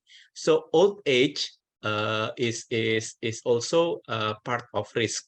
In insurance, we often say that the risk is on life insurance is about die too soon, too young, and living too long. Yeah, living too old. So it's also part of the risk. But are we talking about the risk here on the risk of death, the risk of sickness? No. What we are actually discussing in risk in life insurance is the potential financial loss. So when we are talking about risk in life insurance, it is about the potential financial loss that is related due to these certain life events. Yeah. So we are not talking about we are preventing death or preventing sickness, but we are preventing the loss of the financial damage caused by this death, sickness, retirement, as well as longevity. Okay, so when this one, I think you already aware, yeah. When we are talking about risk management, we are talking about at least four ways of managing risk. We can either avoid it, we can transfer it, we can reduce it, and we can accept it. So, for instance, if you are in the rainy season like this month, yeah, we have rainy seasons, and you are on the road, you are going to point A to point B, you know that certain areas are having high potentials of flood, so you will be avoiding those areas. Yeah, you will be avoiding those areas. Or, for instance, you can transfer the risk. You can transfer the risk. So, for instance, you get assignment or you want to build a house. Yeah, you want to build a house, but you don't have the expertise in building the house. You have the money to build the house, but you don't have the expertise to build it. So to transfer the risk of the house is not being built well, then you will be hiring a contractor, you will be hiring skillful labor to build the house. Okay, we can also reduce the risk. Reduce the risk can be in the form of like what sits in the picture here. So if it's raining, you use your umbrella. Does the umbrella will protect you completely from the rain? May not be, because some of the rain will still fall to your body, but at least the majority of your body will be protected by the umbrella. So we are reducing the risk by having this umbrella with us. And we can also accept the risk. Yeah, in the event of rain, because it is a rainy season. Yeah, usually if it is just a drizzle, small rain, yeah, if it is only just a drizzle, you can for me to be in the rain. So these are the four risk management concepts that we know at the moment. But with the introductions of the Sharia life insurance, we have the fifth management, which is, so sharing the risk is actually a part of the reducing approach of the risk management. So we are trying to reduce the risk by having more and more people with the same vision, with the same objectives, okay, with the same vision of objective to share the risk. So if we, and this is usually done in the community, in the family, Yeah, so whenever one of the member of the families are ill, yeah, the rest of the family members will be chipping in money. So the cost of the medical is not going to be as heavy as if the person pay the medical bill by themselves. So this is the another concept of risk management, which is sharing the risk. Okay, so I think most of you are already aware about this. When it comes to life insurance or in conventional insurance, it will be based on transfer of risk. So what is the transfer of risk? Which means that the insured, the insured, the people that is buying the life insurance, they are transferring the risk of if there is a unfortunate events happen to them, then the insurer will be paying a claim for them. Okay, will be paying them some amount of money to compensate for the life events that they endure.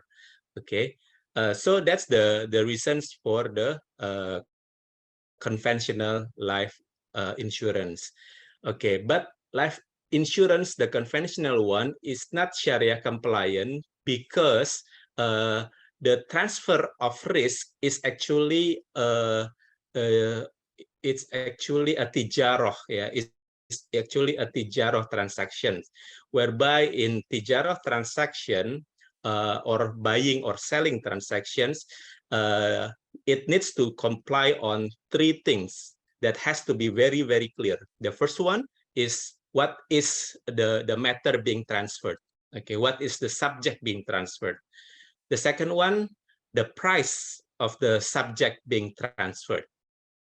And the third one is the when the transaction would happen. When the transfer of risk, talking about conventional life insurance, the subject being transferred is clear. So whenever there is illness or death, the insurer will pay the some amount of money. The price of the subject being transaction is also clear because yeah, the benefit, how much that they need to pay, the transaction would happen, because we never know when illness, when death, when critical illness for that matter will happen.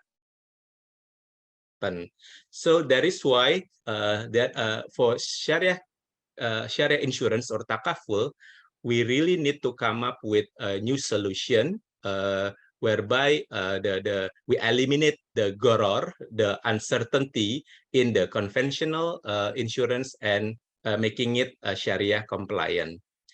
But before we going there, this is just a basic principles of insurance. So insurance or takaful is not intended for capital gain. So if there are sales force or agents or anyone offering you life insurance, and they said that they will be you are going to be benefiting from investment or getting more from what you are paying. Okay, so it is actually not a good way of selling, because insurance is not intended for capital gain. Insurance is to ease the burden of potential financial loss that is driven or due to or triggered by death, medical conditions, critical illness, and so on. Okay.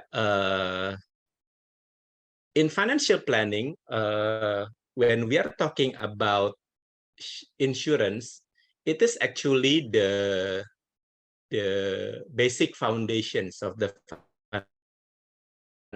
financial planning. Why? Because when we are talking getting more and more wealth, we need to also first protect what we have. We need to protect what we have. So amount of money in your account, in your account that you think is sufficient enough to compensate you in the event of financial risk, you probably don't need to have life insurance. You don't need to. People in this world, they have limited source of income, right? So we really need to be very mindful and very careful in terms of how we protect what we have. Protect what we have means it can be about we are building an emergency fund. Okay, it can be about reducing the debt that we have, because if we have so big of a debt, so our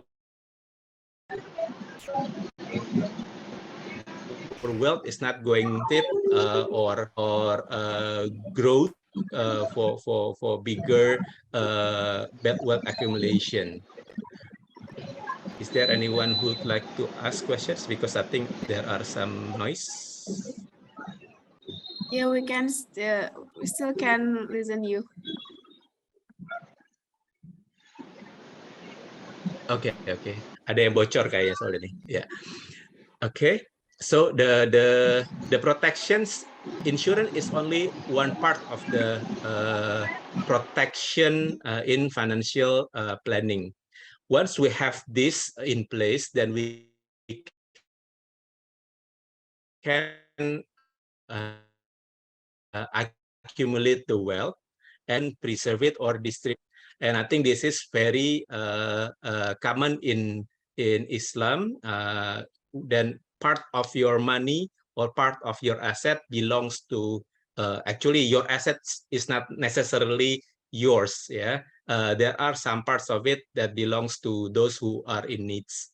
Okay. I think I'm not going to be going through this in detail. This is the principles of the life insurance or takaful, the life insurance, the Sharia life insurance with the conventional one. If the conventional one is about sharing the risk, but for takaful or the Sharia life insurance, but sharing the risk. So there are a group of people who are of the same objectives, that they want to help each other in the event of risk, in the event that something unfortunate happened to them. So they are agree to chip in monies to form the tabaruk fund. And if one of them has the needs, they can make a claim, and the claim going to be paid by the tabaruk fund.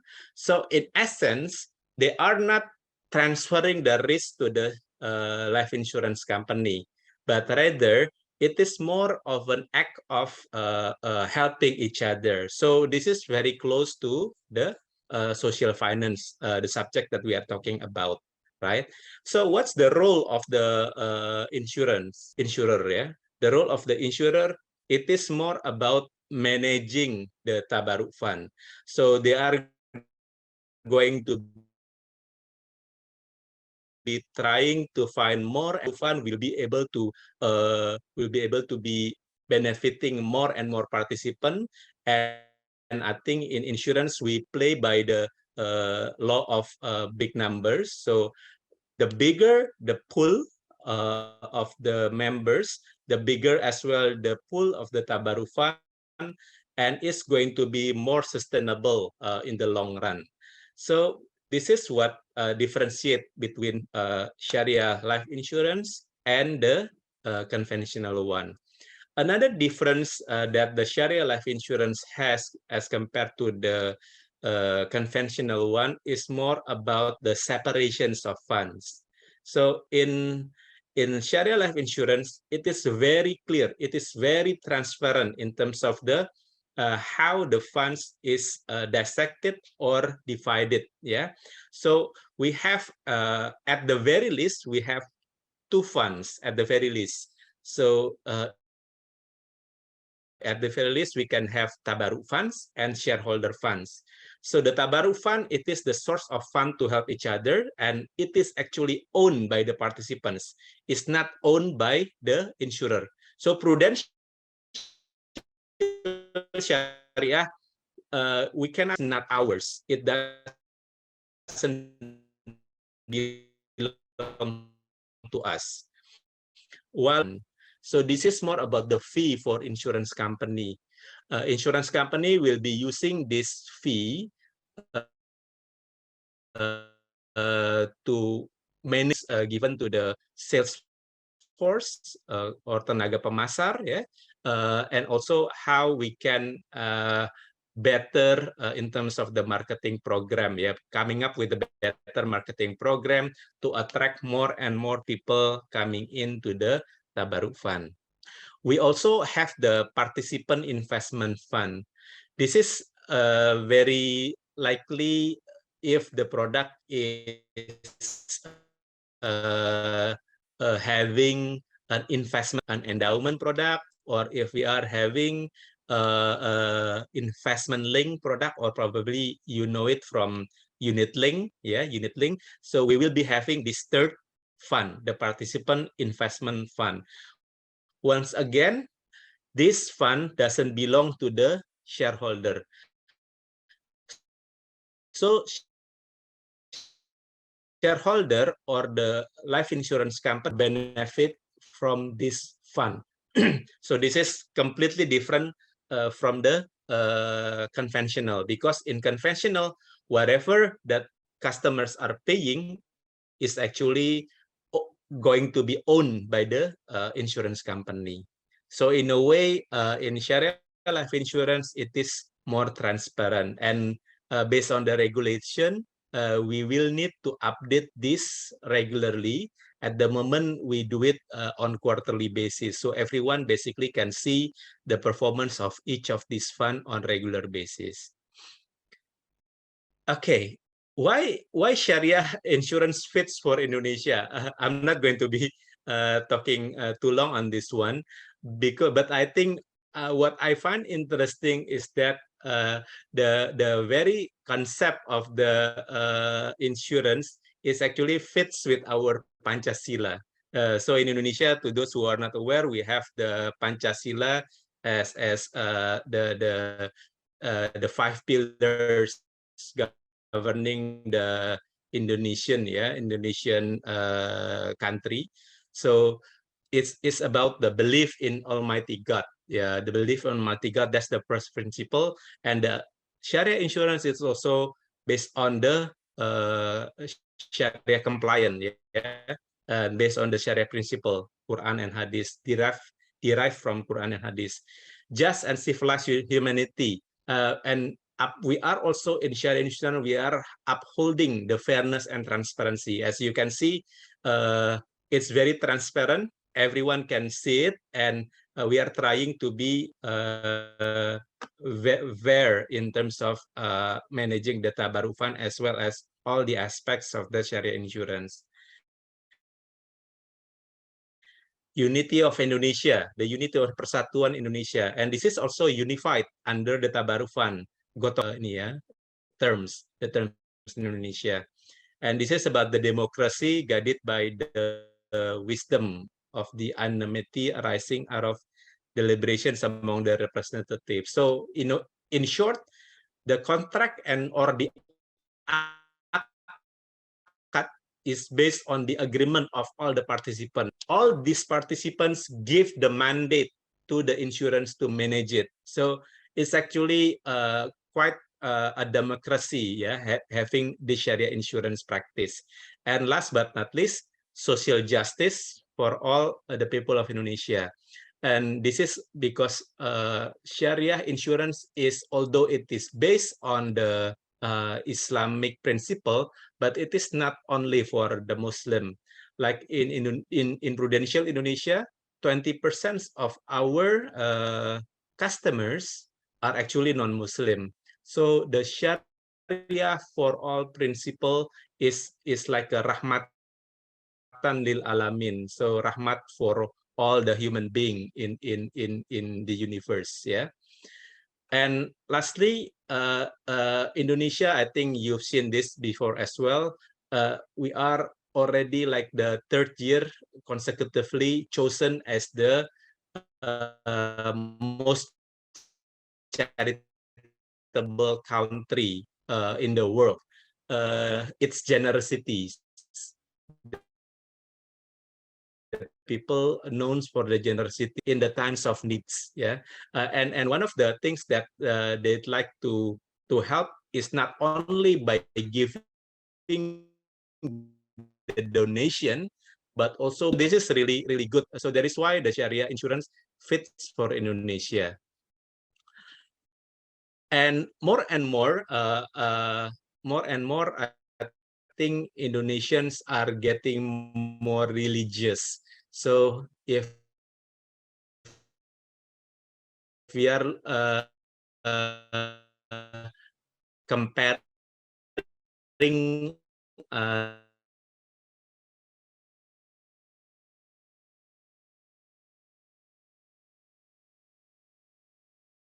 2014, this amount is only 18%. Now it already reached to 24%.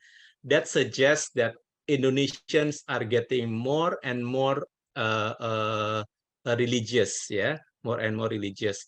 Same here for the universalists, that Islam is more important. So if they have options to choose between the one that is Sharia compliant and non-Sharia compliant, they will opt for the probably they will be still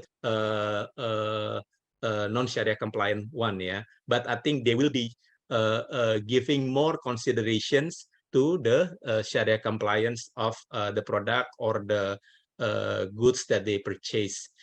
The ones that actually declining is on the rationalists. The rationalists, this is more about what's in it for me. Yeah, so they will be weighing between the advantages or disadvantages, whichever cheaper for them. So this is a flat or even slightly declining. What's completely declining is on the apathies, people who don't care. So these apathies actually they are it's getting less and less as compared to the previous years. What I'm trying to say here is that with this trend, and I think with all the activities that we are currently doing, like what we have here today with IBP University, this trend is going to be even stronger in the future. So the demand for the Sharia compliant product is going to be even more in the coming years. So hopefully by having these discussions with you, you will be considering more and more the Sharia compliant product like the banking, insurance, so on and so forth. Okay, so this is the main slide that I'm going to be discussing with you, and very happy if there will be questions later on this, and we can also further discuss. Yeah. So it's the practice of the social finance and Sharia insurance. The first one is the Tabarruk Fund. The Tabarruk Fund is because it is about based on the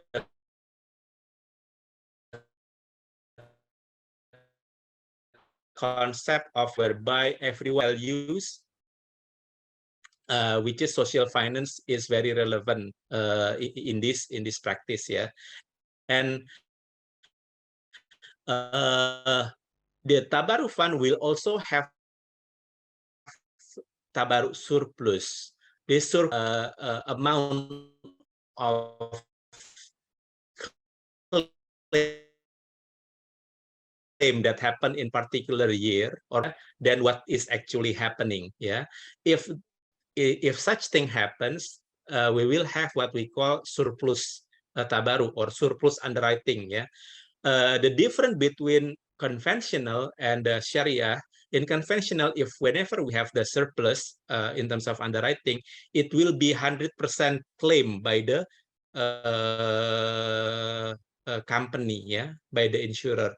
But in tabaru fund, yeah, the surplus can either be retained in the tabaru, or it can also be given to charity. Yeah, in prudential Sharia, we have a couple of products that basically the tabaru surplus will not be given to the operator, yeah, the insurance company, but it's going to be retained or even given to charity. So, so if that surplus will also extend the act of helping each other in Sharia insurance. The next one is the wakaf program. So based on the fatwa of National Sharia Board, National Sharia Board or DSNMUI, Sharia insurance policy, yeah, the proportions of that benefits received by the participants can be given for wakaf. Okay, the benefit can either be in the form of insurance benefit or investment amount. Yeah, investment benefit. So can be about insurance benefit or investment benefit, and it's going to be channeled through nazir, wakaf nazirs, which will then be delivering this wakaf to those in needs.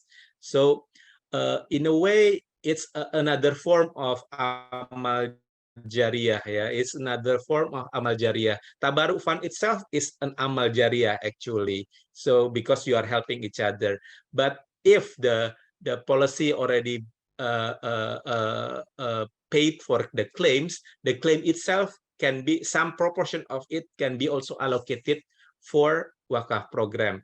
In Prudential Sharia, we have this program, and basically there are a lot of participants that are attracted to this program because will continue the sense of helping each other. And inshallah, since it is wakaf, it's going to be eternal, right? It's going to be eternal as long as it is going to be managed by the Nazir in well.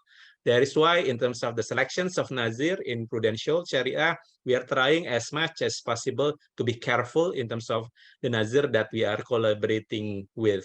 So we are choosing those who think who we have done some due diligence, and we believe that they have good corporate governance in terms of managing the wakaf. The next one is the micro takaful. So there is an idea for this one is actually is already been practiced in Malaysia, but not so much in Indonesia. We can also funding protection solutions for the needy through donation and CSR. Okay, so if we are talking about Sharia life insurance at the moment, it is more about the party. They will be helped, yeah, by those fund.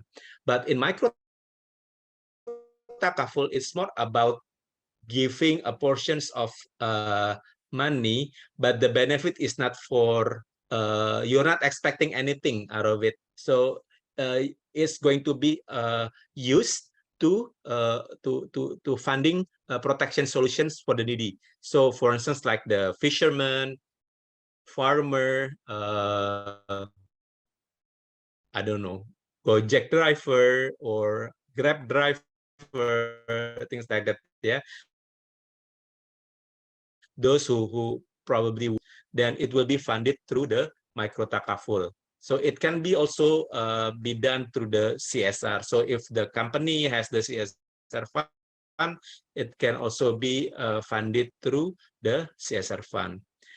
And last but not the least is more about the bundled sodakoh or wakaf. So in Prudential Sharia, we are thinking of having these solutions whereby whenever participants or the customers pay for the contributions, a portion of it will directly go for sodakoh and directly go to wakaf. This is going to be optimizing their good intentions of helping each other. So by having this regularly, yeah, hopefully the proposition is that the participant will be also getting the good deeds, yeah, the good deeds coming from these good activities, yeah, these charity activities. So these are the four pillars that currently being exercised in Sharia insurance that are related to the social finance. I will be happy to have discussions with you further if there are some questions on this at later stage. Yeah. To close, I'm just going to show you this slide. This is basically the initiatives that we currently have in Prudential Sharia, and we will be launching this very soon. It's already been being soft launched, but it's going to be launched soon. And IPB University will be one of the first partners that we'll be having for this initiative. The initiative is called Sharia Knowledge Center. So we have this platform, and by accessing this platform, you will be able to get a lot of information about Sharia financial solution in Indonesia.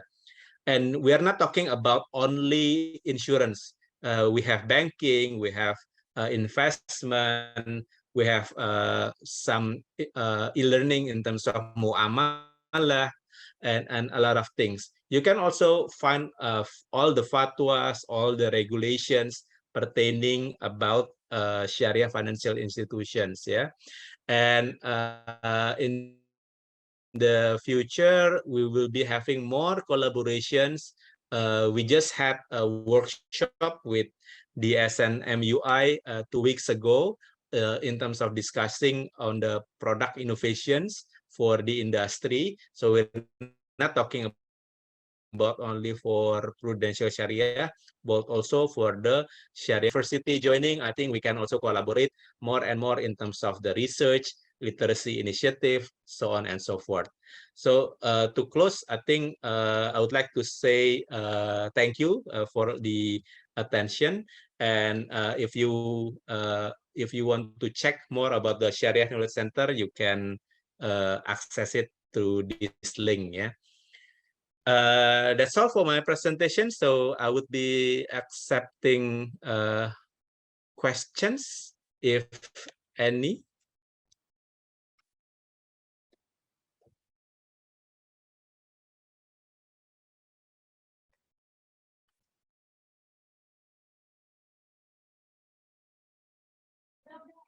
Okay, thank you very much, Mr. Bondan Margono. What you have thought about Sharia insurance, a social finance approach in risk mitigation, has been very enlightening and insightful for all of us.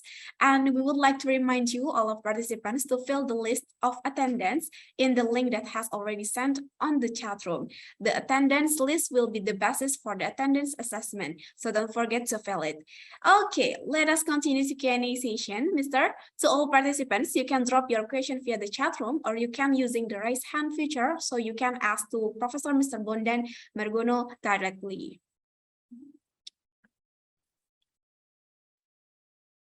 Okay, I'll be waiting for the first question. Okay, this is for the first question, Mr. You also can see from Lu'liyatul Mutmainnah. Salam Bapak Bondan.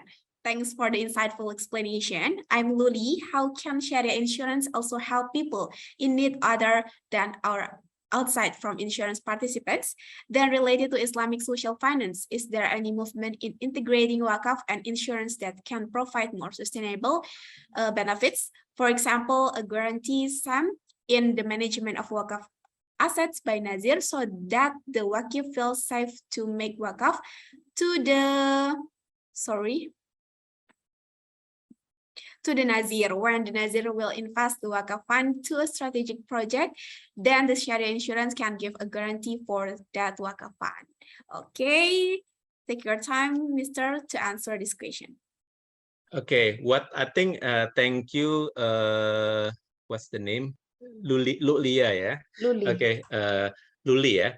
Thank you for the question. So at the moment, what we have currently have the program for the Sharia insurance and the wakaf, it is more about the insurance benefit, okay? So the insured or the participant, basically when they make make the submissions of the policy, they will be logging in that yes, I would like this policy, a proportion of the benefit will goes to wakaf. Yeah, so they will need to state it in the contract. Okay, so for the investment benefit, maximum up to 45%. Yeah, that can be given to wakaf. While for the investment benefit, it is up to 1/3, so 33%. 33% of the investment benefit can be given to wakaf. But the delivery of the wakaf itself, it will only be done after the investment the wakaf the life insurance benefit is received. So in a way, it is when the policy holder or the participants passed away. So the beneficiary is going to be the one giving the wakaf to the Nazir. Yeah, the Nazir. So the contract that in the beginning, all the beneficiary must agree with the intentions of the policyholders. So in a way, it is a form of the guarantee. But in terms of the management of the wakaf after it is given to the Nazir, yeah, for the insurers, we cannot really have a say on that one, because I think by the time the wakaf is given, yeah, Nazir will have their sets of priority for wakaf, right? For instance, if I make the policy now, probably the focus of the Nazir is on education. But when I say I pass away, 20 years from now or 15 years from now, then the priority of the Nazir probably is more on health. So they will be using the wakaf money is based on the needs or the current priority of the Nazir at the time of the wakaf money is given. Hopefully it is clear, ya, Luli, ya. Oke, thank you Bapak. Any other question? Thank you, Mr. Bondan. And there's any question? You can send the question via chat room, or you can using feature raise hand to ask directly to Mr. Bondan Margono.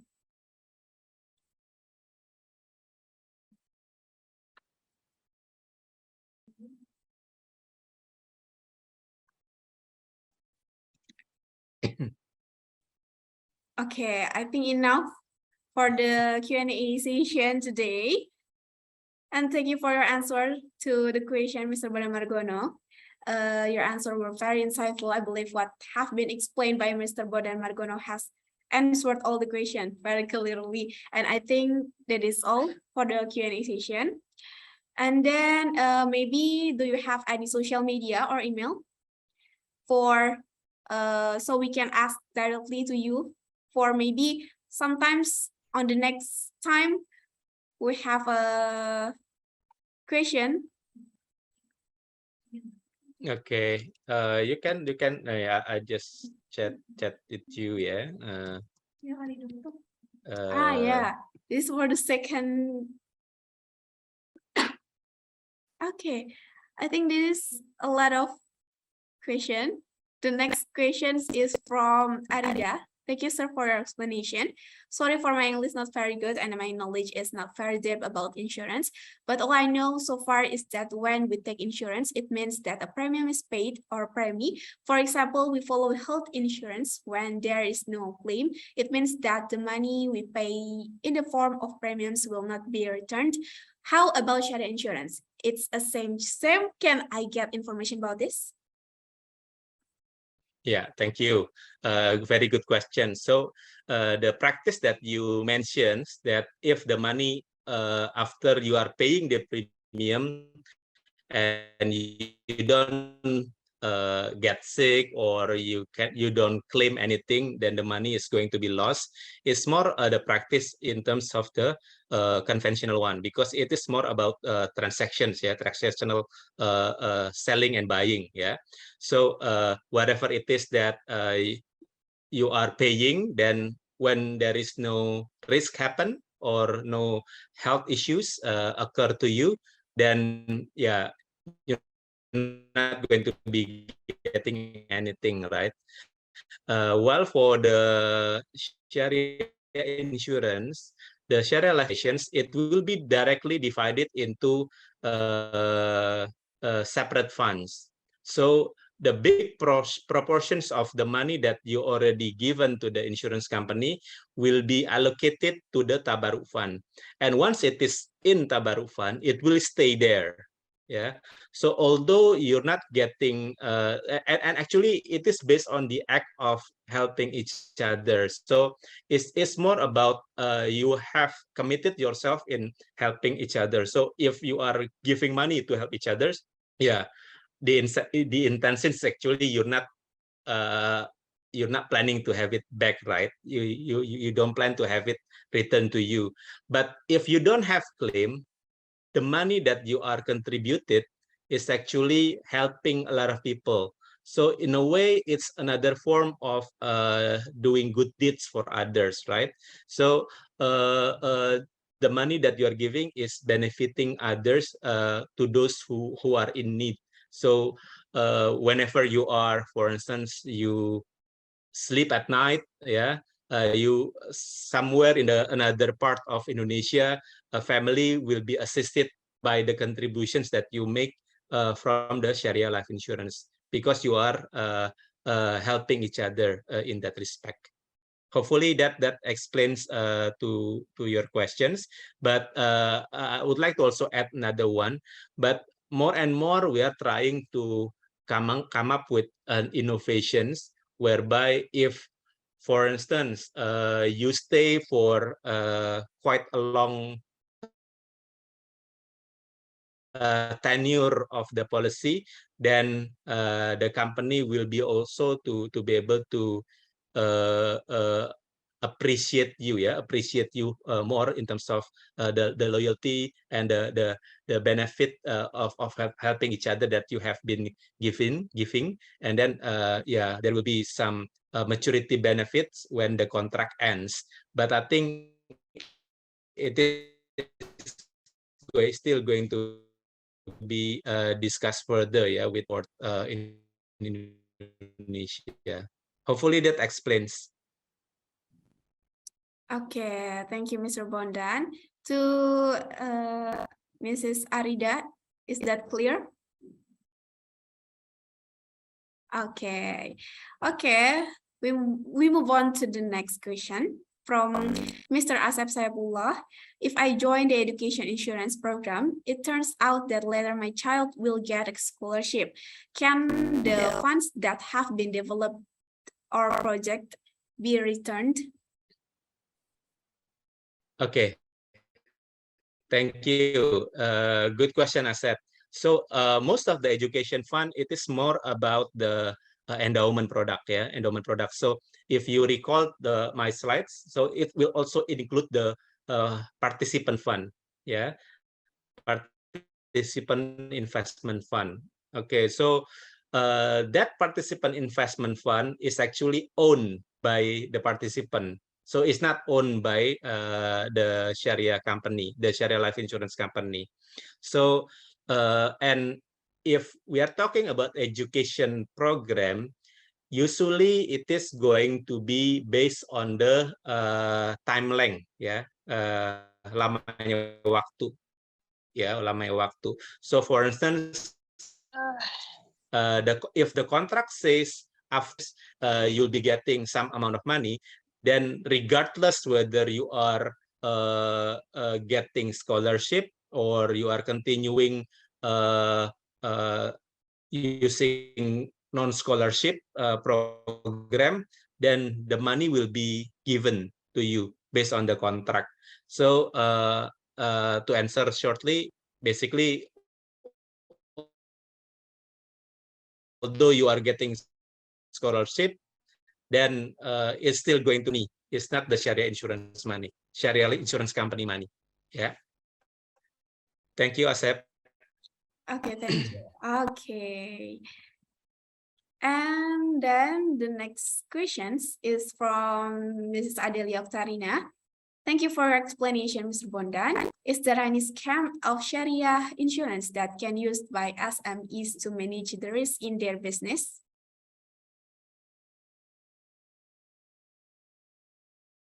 Hello, Mr. Bondan. Okay. Hello, can you hear me? Yeah. Hello. Yeah. Okay. When you say is there any scheme Sharia that can use by SMEs to manage the risk? Okay, managing the risk of the insurance, the SMEs business, it is fall under the general insurance. So if we are talking about protecting the SME business, if something happened to the business, it is under the domain of the general insurance. While Sharia insurance, when it comes to SMEs, can help protect the staff, can protect the staff in terms of health, in terms of medical. If something one of the staff pass away, for instance, then the family will be given the assistant benefits, yeah, the investment, the insurance benefit if the staff passed away. But if we are talking about protecting the business, it's going to be under the domain of the general insurance. For life insurance, it is more about the individuals, yeah, protecting the health and the wellness of the individual rather than the business. Okay. Is it clear, Mrs. Adelia Oktarina? Yeah, thank you. You're welcome. Okay, for the next questions, thank you from Mrs. Rida Rosida. Thank you for sharing. Would you please explain more on the value added of Takaful compared to the national insurance such as BPJS in terms of services? Second question is that, do you have any data that shows which generation is having better literacy on Islamic insurance? Thank you. Okay, thank you. So the first one on the BPJS, what's the difference? Yeah, in a way, BPJS is the basic form of health insurance. Yeah, BPJF is the basic form of the health insurance. And I think you are aware that, for instance, for the BPJS, oftentimes it is you will take a longer time in terms of when you are admitting to the hospital, yeah, when you are admitting to the hospital, because everybody use the BPJS. What the private takaful program that we offered, this is more about giving you more benefit when it comes to the inpatient treatment. Yeah, so because in Prudential we have our own hospital network, so we have a medical insurance product, and this medical insurance product is accepted by Prudential Hospital Network. So this Prudential Hospital Network comprised of a lot of distinguished hospitals, well-known hospitals, reputable ones, yeah, both in the major city as well as the secondary cities. And when you go to this hospital, basically just by showing Prudential Sharia card, then you will be admitted there. Okay, so I think in terms of the admission is going to be quicker as compared to the BPJS. But I think, yeah, that's the only difference between the BPJS and in BPJS probably only one plan, right? For the Sharia life insurance, you can choose whichever plan that suits you the best. Okay, so for instance, if you were to be admitted in the hospital whereby you can be inpatient with what VIP room, yeah, only one single bed in that room, yeah, just you for yourself and your friends and families, you can do that, yeah. While in BPJS, you cannot really select, you will be only be admitted based on the plan that you already have in BPJS. And the second one, this is more about, do you have any data that shows which generation is having the better literacy on Islamic insurance? Unfortunately, I think my data is the same as what you have. It is based on the OJK data, and in OJK they don't have the split.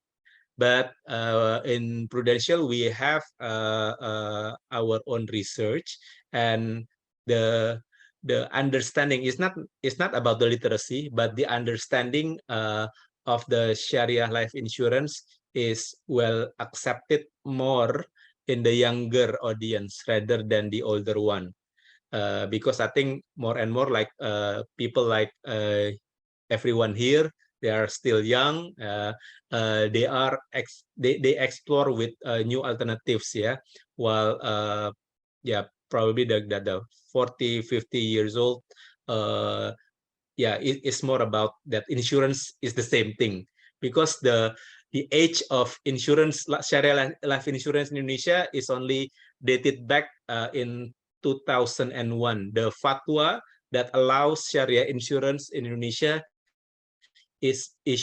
was issued in 2001. So I think, yeah, if you are already grown up before 2001, yeah, you will see that the conventional and the Sharia insurance probably are just the same thing. Hope that answered your question, Rida. Okay, Ms. Rida, is it clear? Okay. Okay, for the next Wah, banyak juga nih pertanyaannya. Saya suka ini. Okay, this is from Nur Fatimah Amani. I would like to ask some questions. First, is there different method in determination policy about amount between in takaful and conventional insurance? And the second is, in a one group of tabaru fund, can a person pay different amount policy with other person, but they can claim the same amount because their objective is same? Thank you. Okay, thank you. Good question. So, although the principle of the deciding in terms of how much you pay and how much you get is based on underwriting principle. So in insurance, basically we are trying to come up with a homogeneous group of people that have the same risk. So as long as you have the same risk, so for instance, if we are comparing a 20-year-old with another 20-year-old, and a 20-year-old that is not smoking with 20-year-old that is not smoking in one group, it's going to be considered the same, yeah, in a way, yeah. But if you are comparing, for instance, 20 years old non-smoking and comparing it to 45-year-old smoking, yeah, it's going to be completely different risk. So people who are older or have tendency to smoke will have higher risk rating. So whenever you have higher risk rating, then you will be grouped with people who have the same risk rating. In a way, if you are having higher risk rating, then for the same benefits, then you will be charged with higher premium or higher contribution. So uh,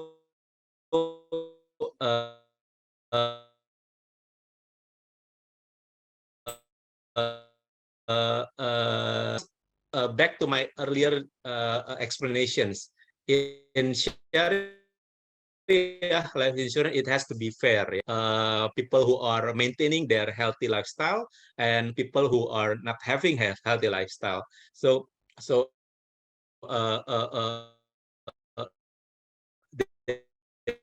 they will be charged differently in a way. In one group of Tabarruk fund, can a person pay different? Oh, this is the same that I just answer it. So cannot. So how big of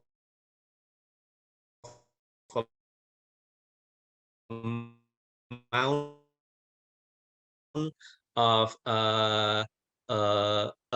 profile, right? So for instance, if you are a businessman with salary 20 million, yeah, 20 million a month, 20 million a month.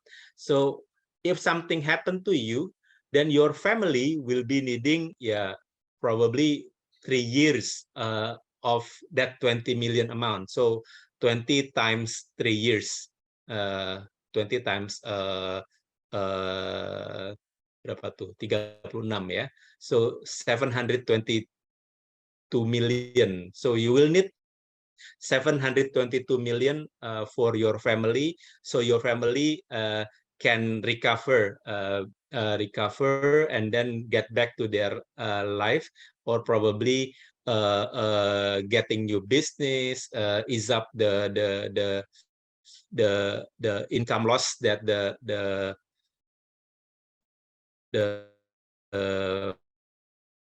father or that. So it's going to be different if you are, for instance, yeah, someone with lower salary. So probably you don't need that much. So in that case, you don't need to pay contributions bigger compared to the businessman. So there are some differences depending on your lifestyle, depending on your risk rating as well.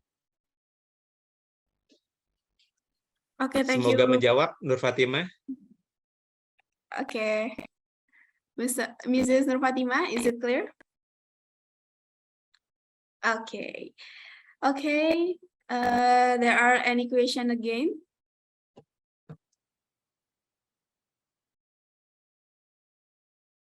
Okay, I think that is all for the Q&A sessions today, Mr. Unfortunately, our time is very limited to have all questions answered, but maybe do you have any social media or email so we can ask directly to you for the question next time?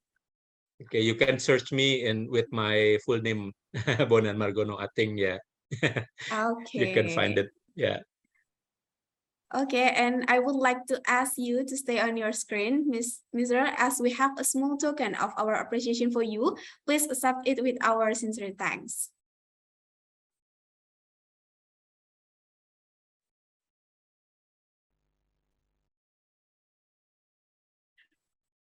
Okay. Nah, this is certificate for you, Mr. Bonan Margono. Thank you so much.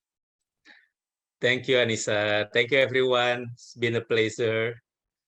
And once again, thank you, Mr. Bono Margono. And now we will hold a photo session. To all excellencies, lecturers, as well as all participants are welcome to open your video and take a position for photo.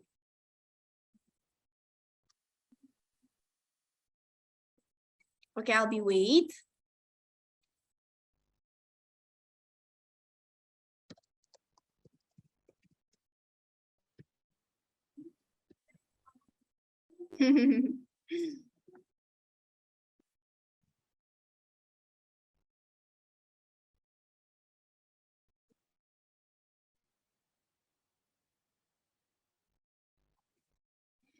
Okay, for the first slide, 1, 2, 3.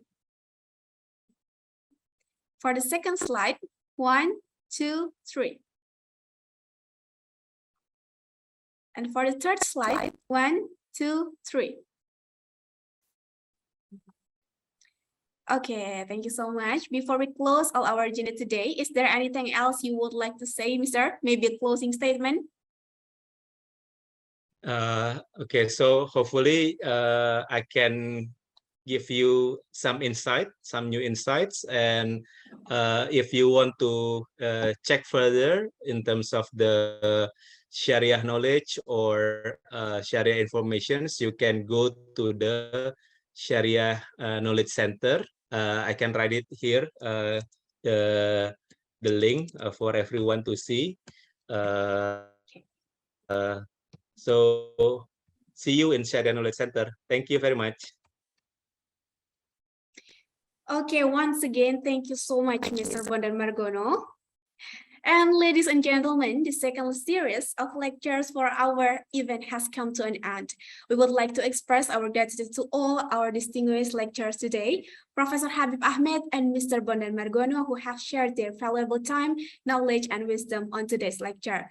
We would also like to express our gratitude to all of participants who have attended all lectures today until the end. May Allah bless all of our activities today. Also, we would like to ask your forgiveness as you may felt many inconveniences throughout all sessions. Before we close, we would like to remind all of participants that tomorrow's agenda will start at the same time as today at 4 o'clock in the evening, Western Indonesia time. Tomorrow, we are going to listen to Mr. Mufti Faraz Adam, who will deliver an introduction to the Islamic fintech, and Mr. Umar Musni on Islamic fintech and its impact on society. We would also like to remind all of participants about the assignments, pre-tests, and post-tests. Please kindly check your account at the website ocw.ipb.ic.id using your username and password.